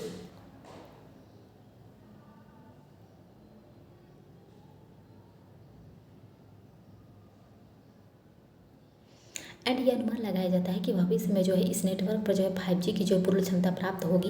एंड इस नेटवर्क पर जो एंड नॉन स्टैंड अलोन में जो है ये किया जाता है कि इस नेटवर्क पर जो है 5G की पूर्ण क्षमता की प्राप्ति नहीं की जा सकती है। तो नॉन स्टैंड अलोन पर 5G की पूर्ण क्षमता की प्राप्ति नहीं की जाती, क्योंकि जो इसमें जो है 4G नेटवर्क का प्रयोग किया जाता है, जो कि इसको हटाने से जो है इसकी जो गुणवत्ता होगी वो कम हो जाएगी। तो इस वजह से जो इसको पूर्ण रूप से 5G नहीं बनाया जा सकेगा नॉन स्टैंड अलोन को। तो 5G के जो उपयोग जो है काफ़ी इसके उपयोग हैं 5G के उपयोग। तो उन्नत मोबाइल जो है बैंड में जो है जिसके द्वारा जो इंटरनल जो है रियलिटी और जो मेटावर्स जैसी जो संकल्पनाएं होती हैं उसको लाभ मिलेगा। तो इस वजह से 5G का लाभ जो मेटावर्स जैसी जो संकल्पनाएं होती है उसमें जो इसका लाभ मिलेगा, जैसे कि जो है फिक्स्ड एंटीना जो है रियलिटी में जो है इसको जो आगुमेंटेड, विजुअल और मिक्स्ड, इसको जो कई आधार पर इसका प्रयोग किया जा सकता है। एंड जो है रियलिटी एंड जैसे कि पहला जो है आगुमेंटेड जो है रियलिटी।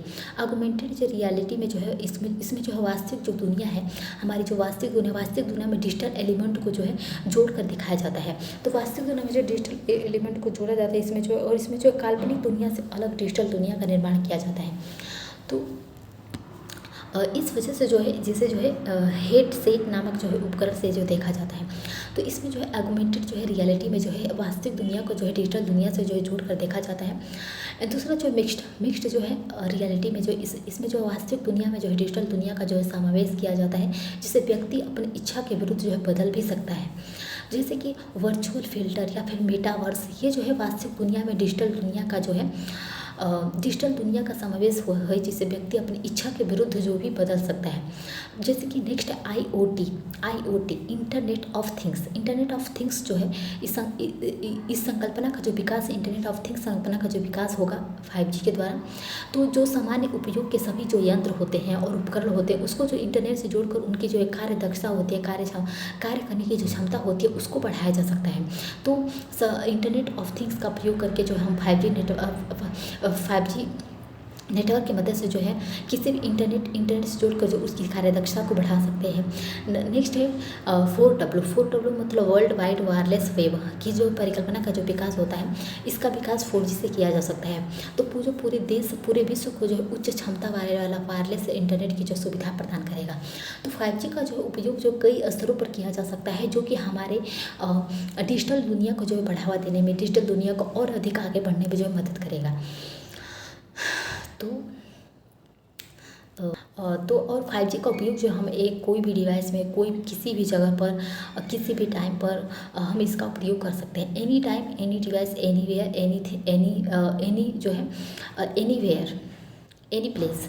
तो इस वजह से जो हम इसका कहीं भी प्रयोग कर सकते हैं, नेक्स्ट हमारा न्यू एज कंप्यूटिंग टेक्नोलॉजी है। इसमें हम सुपर कंप्यूटर पढ़ेंगे, क्वांटम कंप्यूटर पढ़ेंगे, फोटोनिक कंप्यूटर या फिर ऑप्टिकल कंप्यूटर पढ़ेंगे, एंड डीएनए कंप्यूटर या फिर मॉलिक्यूलर कंप्यूटर। तो ये जो है 4 प्रकार के कंप्यूटरों के बारे में जो हम इसमें पढ़ेंगे। पहला जो है सुपर कंप्यूटर। सुपर कंप्यूटर जो है इसके जो है नाम में ही एक जो है सुपर की भावना आती है। तो जो सुपर कंप्यूटर है इसकी क्षमता जो है एक सामान्य कंप्यूटर से जो है 1000 गुना अधिक होती है।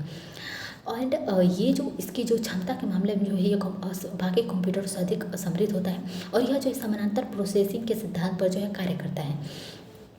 एंड ये जो है इसमें जो है हजारों जो है प्रोसेसर जो है समानांतर क्रम में जो है लगे होते हैं।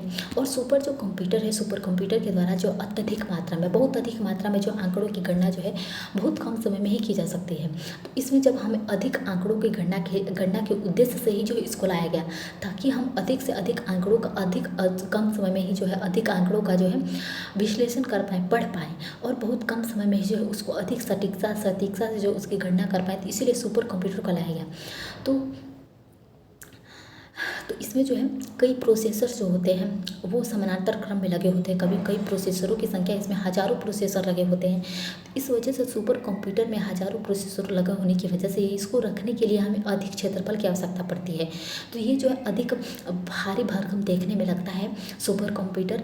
तो इस सुपर कंप्यूटर जो है हजारों प्रोसेसिंग इकाइयों का जो है एक समूह होता है, और जो काफ़ी अधिक जो है जगह लेता है, और इसकी जो ऊर्जा मांग भी होती है वो काफ़ी होती है, क्योंकि जो अधिक जगह होने की वजह से, अधिक प्रोसेसिंग इकाइयों को जोड़ने की वजह से जो हमें इसमें अधिक ऊर्जा की आवश्यकता पड़ती है। इसको कार्य करने के लिए जो हमें अधिक ऊर्जा देने की आवश्यकता पड़ती है।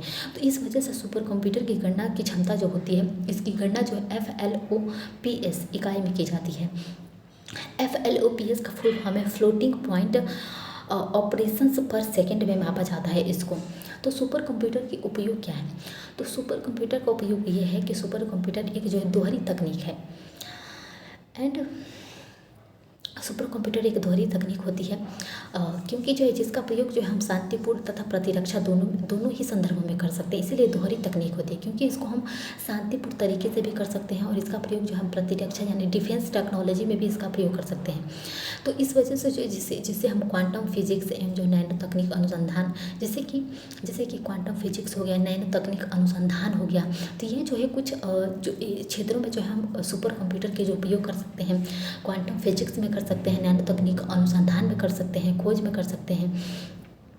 तो जो सुपर कंप्यूटर जो है भूकंप और भूगर्भशास्त्र संबंधी जो अध्ययन होता है वो करता है।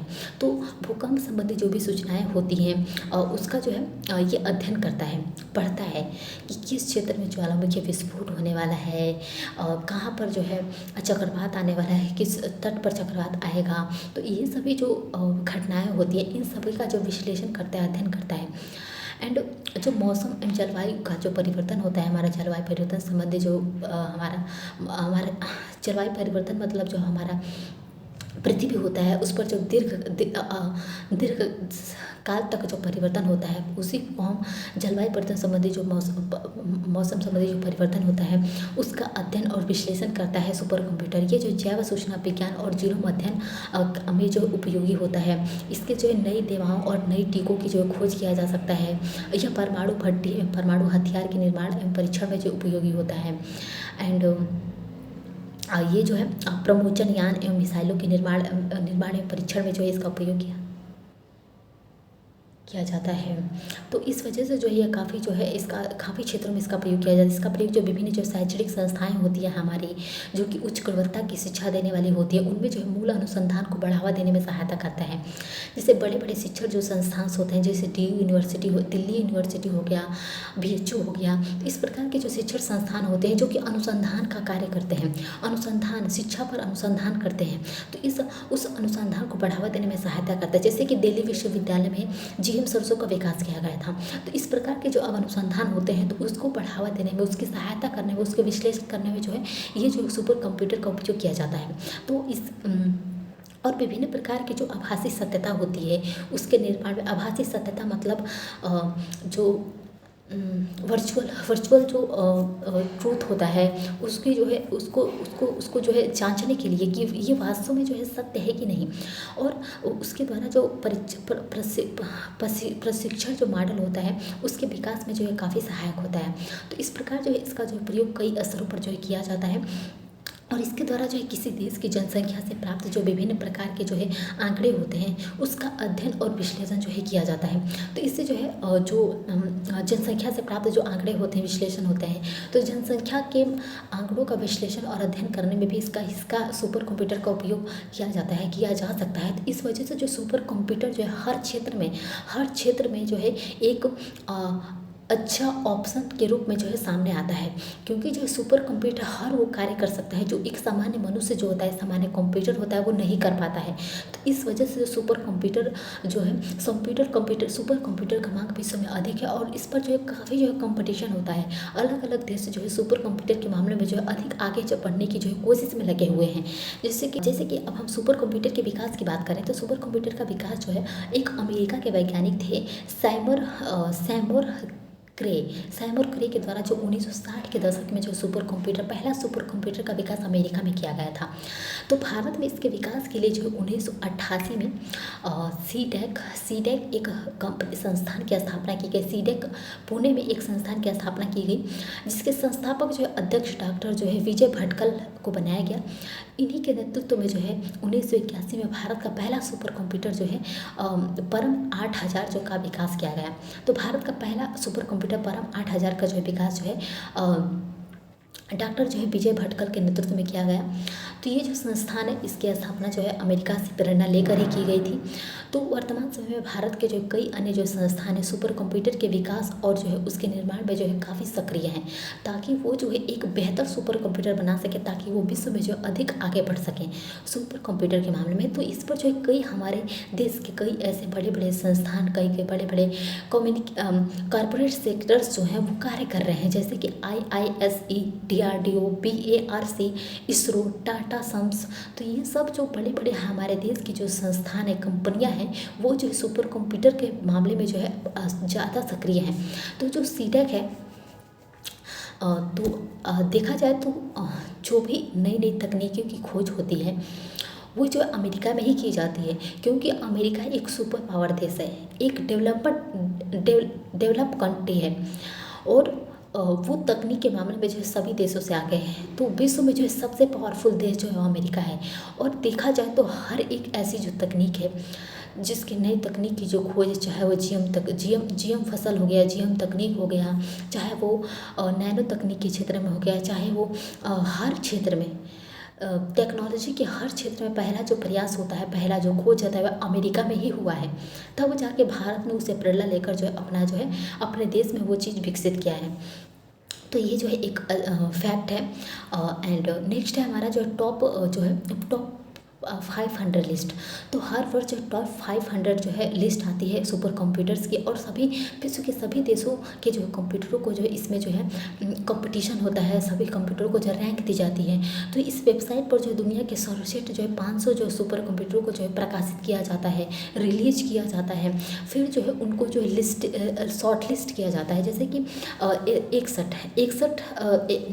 61 जो है टॉप जो है 500 लिस्ट में जो है मतलब 61 कंप्यूटर जो है टॉप 500 लिस्ट में आए हैं। सुपर कंप्यूटर जून 2023 में जो है लिस्ट आई थी।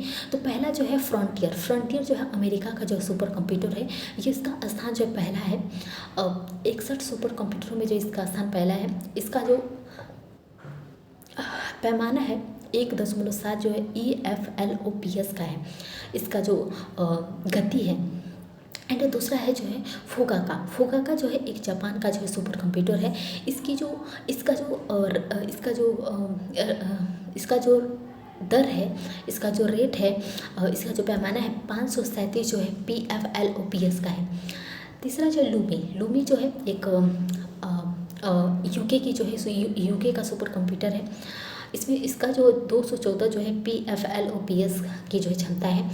तो इस प्रकार जो है टॉप 61 में जो है 3 जो कंप्यूटर्स हैं, पहला पर अमेरिका आया, दूसरा पर जापान, तीसरा पर जो है यूके आया। तो कंट्री वाइज रैंकिंग को देखें हम तो टॉप 500 में का जो लिस्ट है 2 जून 2023 में आया था टॉप 500 सुपर कंप्यूटरों का लिस्ट। तो इसमें पहला जो है अमेरिका के जो प्रथम अमेरिका के 150 कंप्यूटर आए थे 500 में, चाइना के 134 आए थे, जर्मनी के 36 आए थे एंड इंडिया के जो है 4 आए थे। तो इस प्रकार जो है टॉप 500 में जो है अच्छे रैंक में सुपर कंप्यूटरों का लिस्ट में जो है ये 4 देशों ने अपने जो है स्थान बनाया था। देखा जाए तो भारत का जो है सुपर कंप्यूटरों के मामले में 4, ये काफ़ी जो है एक अंदर से जो भावना होती है ना कि हम बहुत पिछड़े हुए हैं देश हैं, बहुत पिछड़े हुए वैसे भारत टेक्नोलॉजी के क्षेत्र में तो पीछे है ही। भारत में आधुनिक तकनीक के मामले में भारत को जो है अधिक जो है उस पर पैसे खर्च करने की ज़रूरत है ताकि वो सभी देशों की जैसे जो आधुनिक तकनीक को बढ़ावा देने में जो और अधिक सक्रिय हो सके। तो इस वजह से जो है पहले पे तो पहले अमेरिका है, चाइना है, जापान है, जर्मनी है, फिर भारत आता है। तो भारत में कंप्यूटर के संदर्भ में जो शुरुआती जो विकास होता है वो संतोषजनक नहीं था।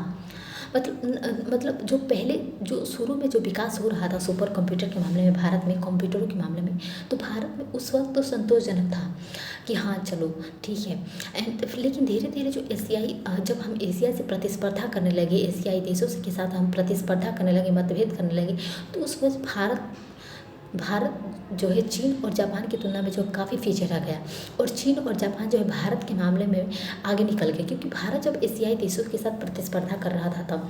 तो इस स्थिति को सुधारने के लिए भारत में जो है नेशनल जो है सुपर कंप्यूटिंग मिशन की शुरुआत की गई है। तो इसका उद्देश्य 70 से अधिक जो है उच्च क्षमता वाले जो सुपर कंप्यूटर हैं उसका विकास करना है एंड जिसकी सेवाएं जो होती है वो विभिन्न शैक्षणिक संस्थाएं हो गई, अनुसंधान केंद्र हो गया, उन तक जो है इसको प्राप्त किया जाएगा, जिसके लिए जो इन सुपर कंप्यूटरों को जो है ग्रिड नेटवर्क के द्वारा जो है इनको जो नेशनल नॉलेज नेटवर्क में जो है से जोड़ा जाएगा। तो इस प्रकार जो नेशनल कंप्यूटिंग मिशन की जो है नेशनल सुपर कंप्यूटिंग मिशन की जो है शुरुआत की गई ताकि भारत जो भी सुपर कंप्यूटर के मामले में जो है विश्व में अपना एक अच्छा खासा स्थान बना पाए।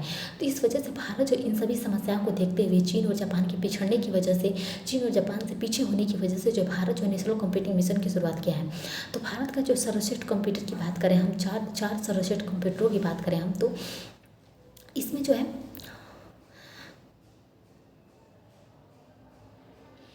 चार सर्वश्रेष्ठ कंप्यूटर की बात करें हम तो पहला तो ऐरावत है। ऐरावत जो है का विकास जो सीडेक संस्थान ने ही किया था।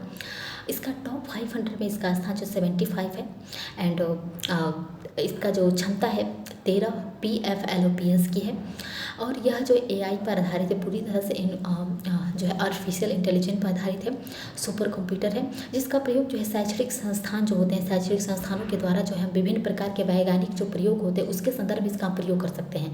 नेक्स्ट है परम सिद्धि जो है ये भी AI पर आधारित है। इसका भी विकास जो सीडेक कंपनी ने ही किया है। इसका टॉप 500 में स्थान है, 131 इसका स्थान है एंड शैक्षणिक संस्थानों में जो है मूल अनुसंधान को बढ़ावा देने के लिए जो इसका उपयोग किया जाता है ताकि शैक्षणिक संस्थानों में अधिक जो है आधुनिक तकनीकों से जो अनुसंधान को जो और अधिक तीव्र किया जा सके, जिससे अधिक समृद्ध तरीके से सुपर कंप्यूटरों का विकास किया जा सके। तो इस वजह से जो है परम सिद्धि का स्थान जो है टॉप 500 में जो है 131 है एंड नेक्स्ट है हमारा प्रत्यूष जो है इसके विकास जो IITM ने किया था, जो कि पुणे की संस्था है। IITM मतलब Indian institute of tropical metrology जो है संस्था ने इसका विकास किया था। इसका टॉप 500 में स्थान 169 है। इसका उपयोग जो है हम मौसम अनुसंधान अध्ययन के लिए जो इसका उपयोग किया जाता है। प्रत्यूष का जो मौसम अनुसंधान के अध्ययन के लिए मौसम और जलवायु परिवर्तन संबंधी जो घटनाएं होती है उसके अध्ययन के लिए जो इसका उपयोग किया जाता है। And next Mahir, fourth Mihir जो है इसका विकास जो है national centre of medium range weather forecasting and Noida ने इसका विकास किया था। इस संस्था ने इसका विकास किया था। इसका जो टॉप 500 में स्थान 316 है।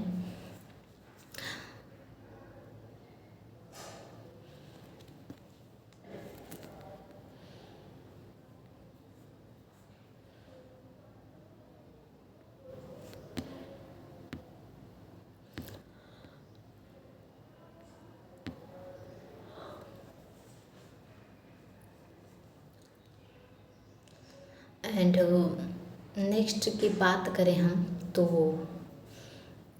नेक्स्ट आ जाते हैं जैसे एक डिजिटल कंप्यूटर होता है, एक जो क्वांटम कंप्यूटर होता है। तो डिजिटल कंप्यूटर में जो है इसका फ्लो जो होता है, इलेक्ट्रॉन्स होते हैं, इसका फ्लो ऑफ ये फ्लो ऑफ इलेक्ट्रॉन्स होता है। क्वांटम जो कंप्यूटर होता है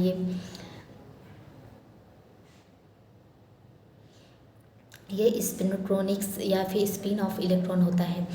तो इस प्रकार जो है जो डिजिटल कंप्यूटर में जो है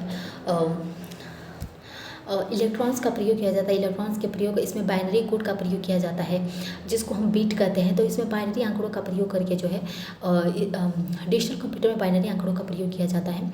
एंड इसमें जो है ट्रांजिस्टर का प्रयोग नहीं किया जाता है। एंड इसके लिए जो है नॉर्मल टेम्परेचर पर कार्य करता है जो है डिजिटल कंप्यूटर। जो क्वांटम कंप्यूटर जो है इस इलेक्ट्रॉन का प्रयोग किया जाता है इसमें। एंड बाइनरी आंकड़ों के रूप में जो इसमें इलेक्ट्रॉन का प्रयोग किया जाता है। इसमें इलेक्ट्रॉन जो होते हैं वो जोड़े में होते हैं। इसमें इसकी जो मात्रा होती है क्यूबिट होती है, जबकि डिजिटल कंप्यूटर की बीट होती है। एंड जो क्वांटम डॉट होता है या क्वांटम लूप का जो इसमें प्रयोग किया जाता है, और इसके लिए हमें अधिक टेम्परेचर, अधिक जो है तापमान की आवश्यकता पड़ती है हमें क्वांटम कंप्यूटर के लिए।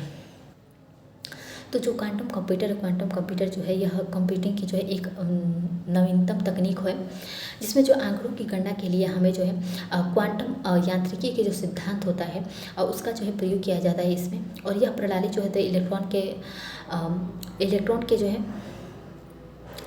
इलेक्ट्रॉन के प्रवाह के स्थान पर जो है स्पिन का इसमें प्रयोग किया जाता है, जिससे जो है क्यूबिट की जो है प्राप्ति होती है हमें। एंड चूँकि यह जो इलेक्ट्रॉन इसमें जो है जोड़े में पाया जाता है, इलेक्ट्रॉन जोड़े में पाया जाता है, इसीलिए जो है इस प्रणाली के जो है द्वारा 4 प्रकार के जो है क्यूबिट्स प्राप्त होते हैं। तो इलेक्ट्रॉन के जोड़े के होने से इसमें 4 प्रकार की क्यूबिट की संरचना प्राप्त होती है। और इन्हें प्राप्त करने के लिए हमें जो है क्वांटम डाट्स या फिर क्वांटम लूप का जो है प्रयोग किया जाता है इसको प्राप्त करने के लिए, क्यूबिट्स को प्राप्त करने के लिए। एंड जो अर्धचालकों की नौ संरचना, और इन्हें जो है अत्यंत कम तापमान पर जो है रखा जाता है। तो इसीलिए जो है इसके लिए जो है कम तापमान पर रखा जाता है, लो टेम्परेचर पर जो है इसका प्रयोग किया जाता है। तो क्वांटम कंप्यूटिंग की जो अवधारणा होती है क्वांटम यांत्रिकी के जो 2 सिद्धांतों पर आधारित होती है। तो क्वांटम यांत्रिकी के जो 2 सिद्धांत ये हैं कि पहला तो है इंटेगमेंट जो है इसके अंतर्गत जो है किसी इलेक्ट्रॉन युग्म के एक स्पिन में बदलाव करने पर दूसरे इलेक्ट्रॉन स्पिन में भी जो है पूरक उसी प्रकार बदलाव किया जाता है जैसे पहले में बदलाव किया गया है। फिर क्यूबिट का यह बदलाव जो होता है क्वांटम गणनाओं के लिए आवश्यक है। दूसरा जो है सुपर पोजिशनिंग में, इसके द्वारा ऊर्जा के जो प्रयोग है, ऊर्जा के प्रयोग से इलेक्ट्रॉन युग्मों को में जो है जो इलेक्ट्रॉन के जोड़े होते हैं उसमें जो है समान स्पिन की जो है प्राप्ति की जाती है। तो इस प्रकार इसमें 2 प्रकार के जो सिद्धांतों का प्रधारित होता है।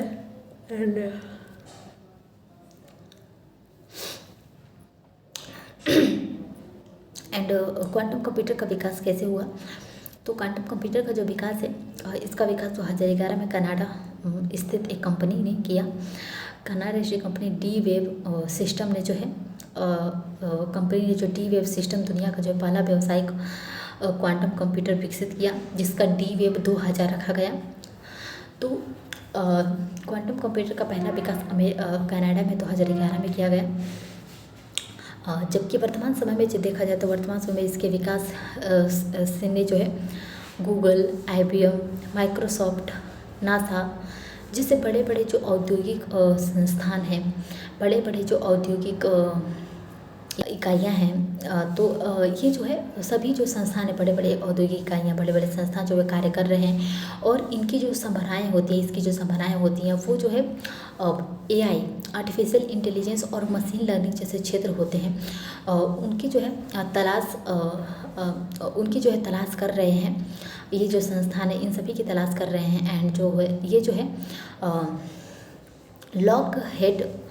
लॉकहेड मार्टिन जो है अमेरिका के जो वैज्ञानिक हैं, लॉकहेड मार्टिन जैसे जो है प्रतिरक्षा क्षेत्र का संस्थान जो है क्वांटम कंप्यूटर की जो संभावनाएं होती है, क्वांटम कंप्यूटिंग की जो संभावनाएं होती है उसको जो है राजनीतिक क्षेत्र में जो है तलाश रहा है।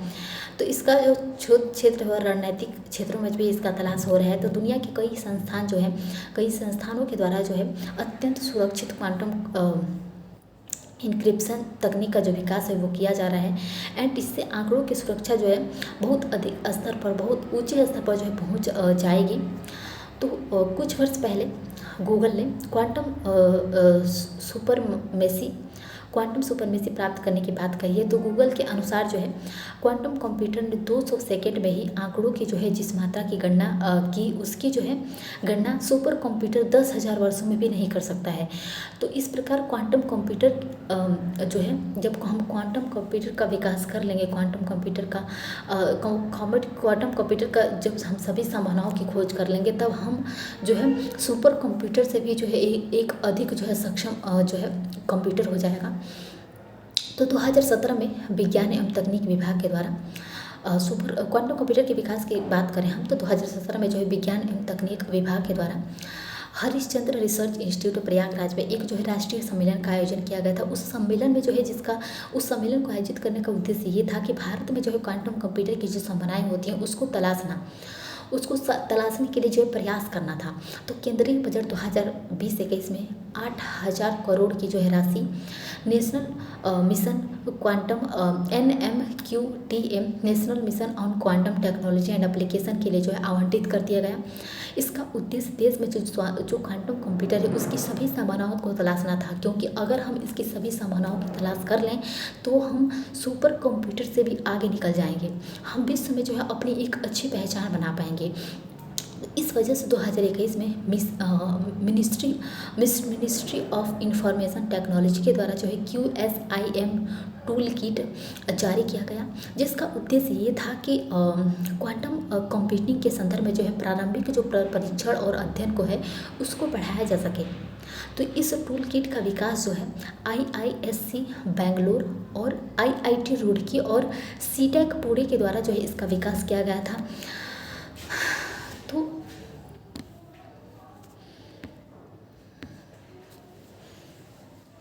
तो इस वजह से जो है काफ़ी जो है समृद्ध तकनीक हो जाती है। तो इसीलिए इसी प्रकार 2023 में भारत सरकार के द्वारा नेशनल क्वांटम मिशन की जो घोषणा की गई। इसे भी जो है विज्ञान एवं जो है प्रौद्योगिकी विभाग के द्वारा जो है संचालित किया जाएगा। एंड जो है और इसकी जो कार्यविधि है वो 2031 तक होगी। 2031 तक जो है नेशनल क्वांटम मिशन के द्वारा जो है क्वांटम कंप्यूटर की जो है सभी संभावनाओं की जो है तलाश की जाएगी। एंड इसके साथ ही भारत दुनिया का जो है 7वां ऐसा देश बन जाएगा जिसने जो है समर्पित जो है 11वां जो है क्वांटम मिशन की जो है शुरुआत की है।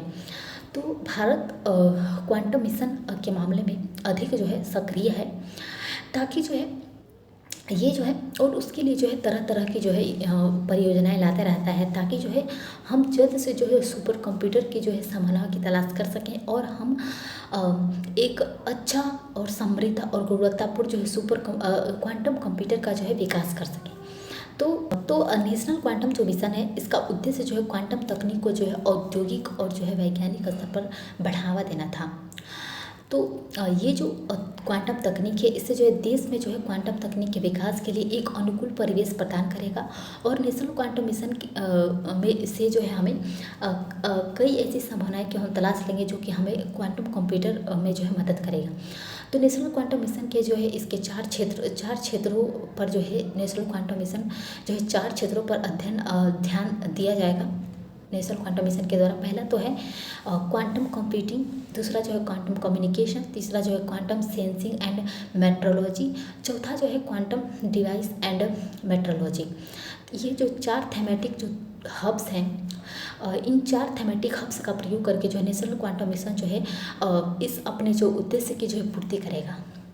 पहला जो है क्वांटम कंप्यूटिंग जो है इसके अंतर्गत अगले 5 साल में जो है लगभग 50 से 100 क्यूबिट और अगले 8 वर्षों में 1000 क्यूबिट वाला जो है क्षमता वाला जो है क्वांटम कंप्यूटिंग का जो है विकास किया जाएगा।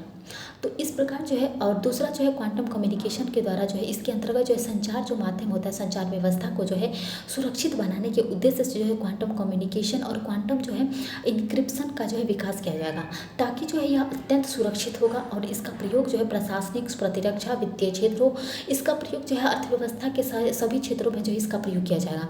तो क्वांटम कम्युनिकेशन एक क्षेत्र है जिस पे जो है हमें संभावनाएं की तलाश करेंगे।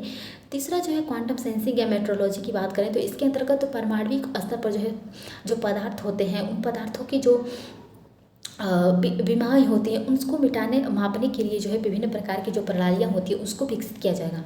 तो इसके अंतर्गत विभिन्न प्रकार के जो क्वांटम पदार्थ होते हैं, क्वांटम पदार्थों की डिजाइनिंग और जो है निर्माण को महत्ता दी जाएगी, निर्माण किया जाएगा। और जो है क्वांटम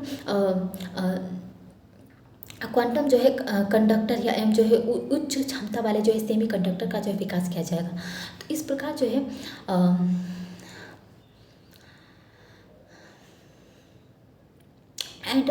हम इसका उपयोग जो है वैश्विक स्तर पर कर पाएंगे। वैश्विक स्तर पर जो है हम क्वांटम तकनीक अनुसंधान लगभग का प्रयोग कर पाएंगे। और अनुसंधान जो लगभग 2 दशकों से चल रहा है, क्वांटम कंप्यूटिंग जो अनुसंधान है 2 वर्षों से चल रहा है, क्योंकि भारत में यह मात्र जो है 6 साल ही पुराना है। तो क्वांटम तकनीक के संदर्भ में जो है शिक्षित जो मानव संसाधन है एवं जो आधुनिक जो अवसंरचना होती है उसकी कमी होती है। और इस क्षेत्र में जो है अंतर्राष्ट्रीय सहयोग को जो बढ़ावा देने की जो हमें आवश्यकता पड़ती है, ताकि जब हम अंतर्राष्ट्रीय सहयोग प्राप्त करेंगे तो हम और अच्छे ढंग से जो इसकी संभावनाओं को तलाश पाएंगे। तो यह जो नई कंप्यूटिंग जो संकल्पना है इसमें जो है बाइनरी और डिजिटल आंकड़ों की जो है गणना के लिए इसमें जो है इलेक्ट्रॉन के स्थान पर जो फोटोन का प्रयोग होता है। फोटोन के प्रयोग से जो इसमें जो इलेक्ट्रॉनिक जो आंकड़े होते हैं, बाइनरी आंकड़े होते हैं, डिजिटल आंकड़े होते हैं, उसको जो है पढ़ा जाता है। इलेक्ट्रॉन ना कि प्रोटॉन का प्रयोग किया जाता है, ना कि इलेक्ट्रॉन। तो ऑप्टिकल जो कंप्यूटर है, ऑप्टिकल कंप्यूटर में जो है ऑप्टिकल प्रोसेसर एवं जो सर्किट लगे होंगे एवं जो है आंकड़ों की गणना के लिए जो इसमें प्रकाश संकेतों का जो है प्रयोग किया जाएगा। तो ऑप्टिकल कंप्यूटर के जो निम्नलिखित भाग होंगे, जैसे कि निम्नलिखित लाभ होंगे। ऑप्टिकल कंप्यूटर की बात करें तो इसकी जो है कई लाभ होंगे, जैसे कि पहला है प्रकाश की प्राप्ति जो है एलईडी से की जाएगी। और फलस्वरूप इसकी जो ऊर्जा होगी, इसकी जो ऊर्जा दक्षता होगी, इसकी ऊर्जा जो की मांग जो है कम होगी। और जो यह पर्यावरण के लिए जो अधिक अनुकूल और पर्यावरण के लिए अधिक जो है लाभदायी हो पाएगा। एंड प्रकाश या फोटोन की गति इसमें जो है सर्वाधिक होगी। और फलस्वरूप कंप्यूटर में जो आंकड़ों का संप्रेषण होगा, गणना जो होगा वो अत्यंत तीव्र गति से और अधिक सटीकता पूर्वक होगा। और प्रकाश के संदर्भ में आंतरिक प्रतिरोध की बात करें तो आंतरिक प्रतिरोध जैसी जो समस्याएं होगी वो इसमें नहीं देखने को मिलेगी। फलस्वरूप इसकी कार्य दक्षता होगी, ऊर्जा दक्षता होगी, वो जो है बेहतर होगी। इस वजह से जो है 2016 में जो है MIT USA के द्वारा जो है प्रकाश आधारित जो है सरल हाइड्रोजन का विकास किया गया। प्रकाश आधारित सरल जो है एक ट्रांजिस्टर का विकास किया, जिस ट्रांजिस्टर की मदद से जो है भविष्य में जो है ऑप्टिकल प्रोसेसर का प्रयोग करके जो है हम ऑप्टिकल कंप्यूटर का जो है विकास कर पाएंगे। एंड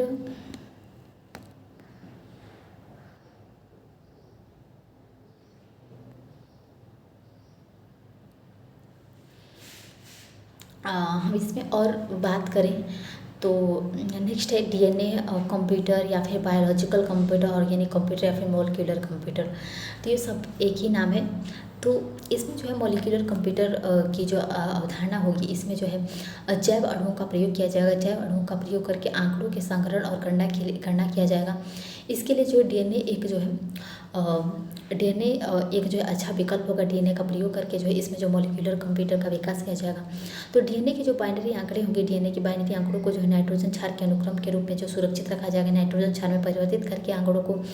इसके बाद जो इस DNA को जो है बैसिलस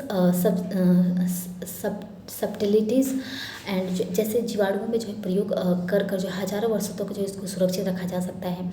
तो 2018 की जो है नेचर मैगजीन में प्रकाशित एक जो है आलेख के अनुसार जो है 1 ग्राम DNA में जो है 15 जो है पेटाबाइट DNA जो है सुरक्षित रखे जा सकते हैं। तो ये जो है जो DNA कंप्यूटिंग है, DNA कंप्यूटिंग की दूसरी जो संकल्पना है DNA आधारित जो कंप्यूटिंग है, इसकी प्रणाली का जो विकास करना है। 2005 में जो है इजरायली वैज्ञानिकों ने DNA आधारित जो दुनिया है, DNA आधारित दुनिया का जो है सबसे छोटा कंप्यूटर प्रणाली का विकास करने का दावा किया है, जो मानव शरीर में प्रवेश करके जो है कैंसर जो कोशिकाएँ होती हैं उसको नष्ट करने का कार्य करेगा। तो ये जो है काफ़ी लोकप्रिय होने वाला है काफ़ी। एंड जो है 2011 में जो अमेरिकी वैज्ञानिकों ने नैनो अणुओं के प्रयोग नैनो अणुओं का प्रयोग करके जो है जैव अणुओं का प्रयोग करके जो ऑर्गेनिक ट्रांजिस्टर का विकास किया गया, जिसे जो है रेटाएक्सिन कहा गया। तो इस प्रकार जो है मॉलिक्यूलर कंप्यूटर का जो है विकास किया जाएगा, जो हमारे शरीर के अंदर पहुंचकर जो है हमारे जो कैंसर की जो कोशिकाएँ होती हैं उनकी पहचान करेगा और उनको नष्ट भी करेगा। नेक्स्ट है क्लाउड कंप्यूटिंग। क्लाउड कंप्यूटिंग जो है यह एक सेवा होता है एंड इसके अंतर्गत जो उपयोगकर्ता होता है अपने आंकड़े और जो एप्लीकेशन को जो कंप्यूटर के अंदर जो है संग्रहित नहीं करता है, बल्कि इंटरनेट के द्वारा जो है सेवा प्रदान करता कंपनी के जो है क्लाउड सर्वर पर जो है संग्रहित किया जाता है। तो इस प्रकार जो है क्लाउड कंप्यूटिंग में जो है क्लाउड सर्वर पर ही जो आंकड़े को संग्रहित किया जाता है, तो ये काफ़ी सुरक्षित होता है। एंड क्लाउड कंप्यूटिंग की जो हम मॉडल्स की बात करें तो पहला जो है इसका जो है SaaS है, सॉफ्टवेयर एज अ सर्विस। तो यह जो है क्लाउड सेवा के द्वारा जो उपयोगकर्ता को विभिन्न प्रकार के जो सॉफ्टवेयर उपलब्ध कराता है, जैसे कि ईमेल, व्हाट्सएप। दूसरा है IaaS है,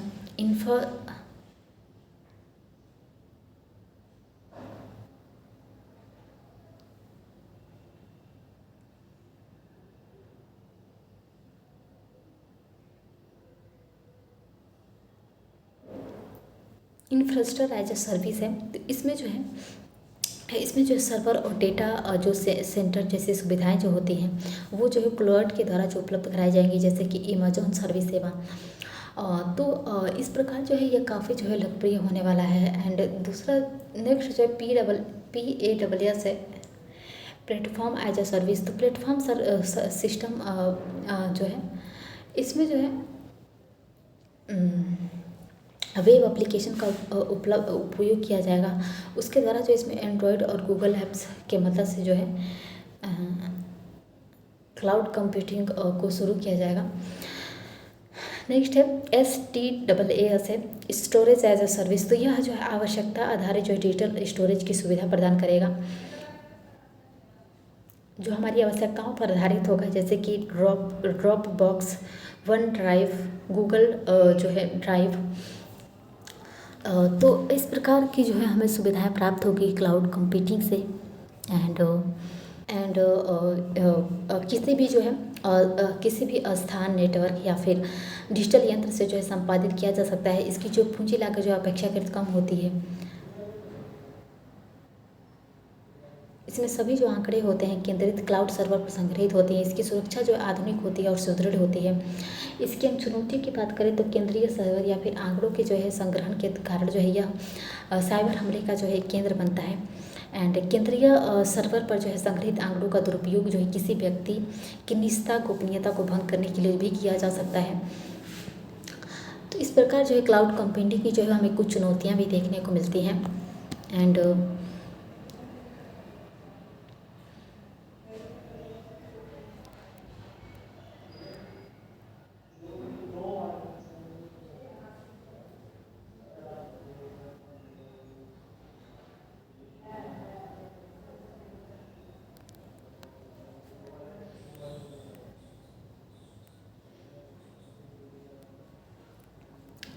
नेक्स्ट है मेघराज। तो मेघराज ये जो परियोजना है भारत सरकार के द्वारा जो मेघराज नामक जो है क्लाउड सेवा की जो है शुरुआत की गई थी।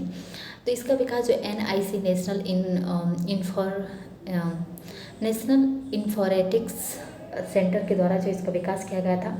इसका उद्देश्य जो सरकारी कार्य होते हैं, सरकारी कार्य तथा ई गवर्नेंस की जो सेवाएँ होती हैं उसको अधिक बेहतर करना है और उसको अधिक पारदर्शी बनाने के उद्देश्य से जो है किया गया है। तो भारतीय क्लाउड सेवा जो है मेघराज के सर्वर की जो है स्थापना भारत में जो है की गई है। एंड इस पर जो है भारतीय सूचना प्रौद्योगिकी अधिनियम जो है लागू होते हैं। एंड इससे उपभोक्ताओं की जो कानूनी स्थिति होती है वो मजबूत हो जाती है। तो इस प्रकार जो मेघराज जो सेवा है वो क्लाउड कंप्यूटिंग जैसी जो चुनौतियाँ होती हैं उसको कम करने के उद्देश्य से जो इसको लाया गया था। एंड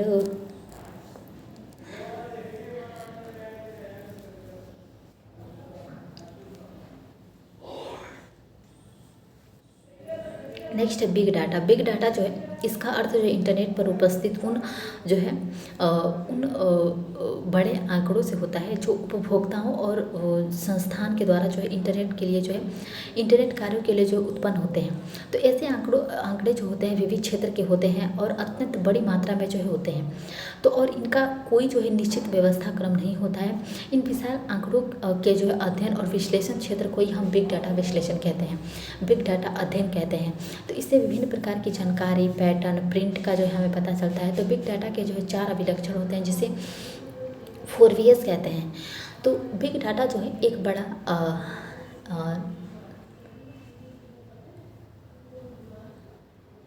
आंकड़ों का क्षेत्र होता है। जैसे कि पहला है वॉल्यूम, वॉल्यूम में जो है विशाल आंकड़ा समूह होता है। दूसरा है वेलोसिटी में जो प्रति सेकंड नए आंकड़े की उत्पत्ति होती है। और वैरायटी में जो है अलग अलग क्षेत्र के आंकड़े होते हैं। वेरासिटी में जो है अपूर्ण जो है आंकड़ों का समूह होता है। तो इसके जो है 4 अभिलक्षण होते हैं।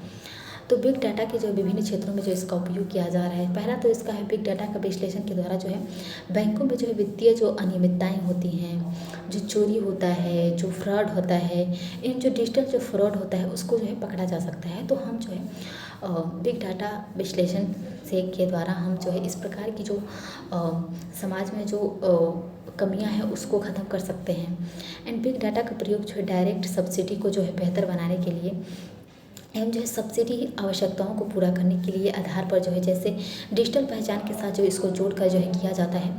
तो ये जो है सब्सिडी जैसी जो सेवाएं होती हैं उसको सही व्यक्ति तक पहुंचाने में, सब्सिडी के से संबंधित जो आंकड़े होते हैं उसको विश्लेषण करने में जो है ये जो है काफ़ी जो है अच्छा होता है। एंड सरकार इसके द्वारा जो विभिन्न जनसमूह जो होते हैं उसकी पहचान करती है कि किन किन समूहों को जो है इसकी आवश्यकता है तथा उन तक जो है परियोजनाओं और नीतियों का जो है लाभ पहुँचाने की जो है कोशिश कर रही होती है। तो सरकार इस मामले पर जो है काफ़ी प्रयास कर रही है। एंड दुनिया के जो कई देशों में ने जो है बिग डाटा विश्लेषण का प्रयोग करके जो पैक्स आधा अपराध को जो पकड़ने के लिए इसका प्रयोग किया जा रहा है। तो भारत सरकार के द्वारा जो है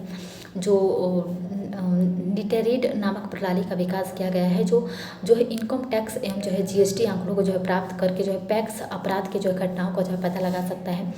तो सरकार के जो है सरकार जो है इसके द्वारा जो विभिन्न जनसमूहों की जो है पहचान करती है, उन तक जो है योजनाओं और नीतियों का लाभ पहुंचाने की जो कोशिश करती है जो कि पैक्स अपराध पैक्स से जो प्रभावित होते हैं, पैक्स अपराधों के जो है प्रभावित होते हैं। एंड दुनिया के जो कई देश जो है बिग डाटा विश्लेषण का उपयोग करके पैक्स अपराध को पकड़ने के लिए कर रहे हैं। तो भारत सरकार के द्वारा जो है नेटारेट नामक जो है प्रणाली का विकास किया गया है जो इनकम टैक्स या जीएसटी आंकड़ों को प्राप्त करता है। एंड इनकम टैक्स पर संबंधित जो पैक्स अपराध की जो घटनाएं होती हैं उसको पता लगाएगा। तो भारत नेट ग्रिड की स्थापना के माध्यम से जो है टैक्स अपराधों को जो पकड़ने की कोशिश में लगी हुई है। तो बड़ी जो कंपनियां होंगी, बड़ी कंपनियां बिग डाटा का उपयोग जो है ग्राहकों के व्यवहार को समझने के लिए और उनके अनुरूप अपने उत्पादन प्रक्रिया को बढ़ाने के लिए एक रणनीतिक जो है उनको एक दायरा मिल पाएगा, रणनीतिक उनको जो है एक दिशा मिल पाएगी। तो इस प्रकार और पुलिस और सुरक्षा बलों के द्वारा जो है बिग डाटा का जो उपयोग जो गतिविधियों की जाँच पड़ताल के लिए किया जाएगा। एंड जो चिकित्सा के क्षेत्र के द्वारा जो है रोगों की संभावनाएँ जो होती हैं उसका जनता पर रोगों के प्रभाव तथा नई दवाओं की खोज के लिए जो है इसका उपयोग किया जाएगा ताकि बड़ी मात्रा में जो आंकड़ों का अध्ययन करके जो है इसका पता लगाया जा सके कि किस मात्रा में जो है किस रोग का दायरा अधिक है।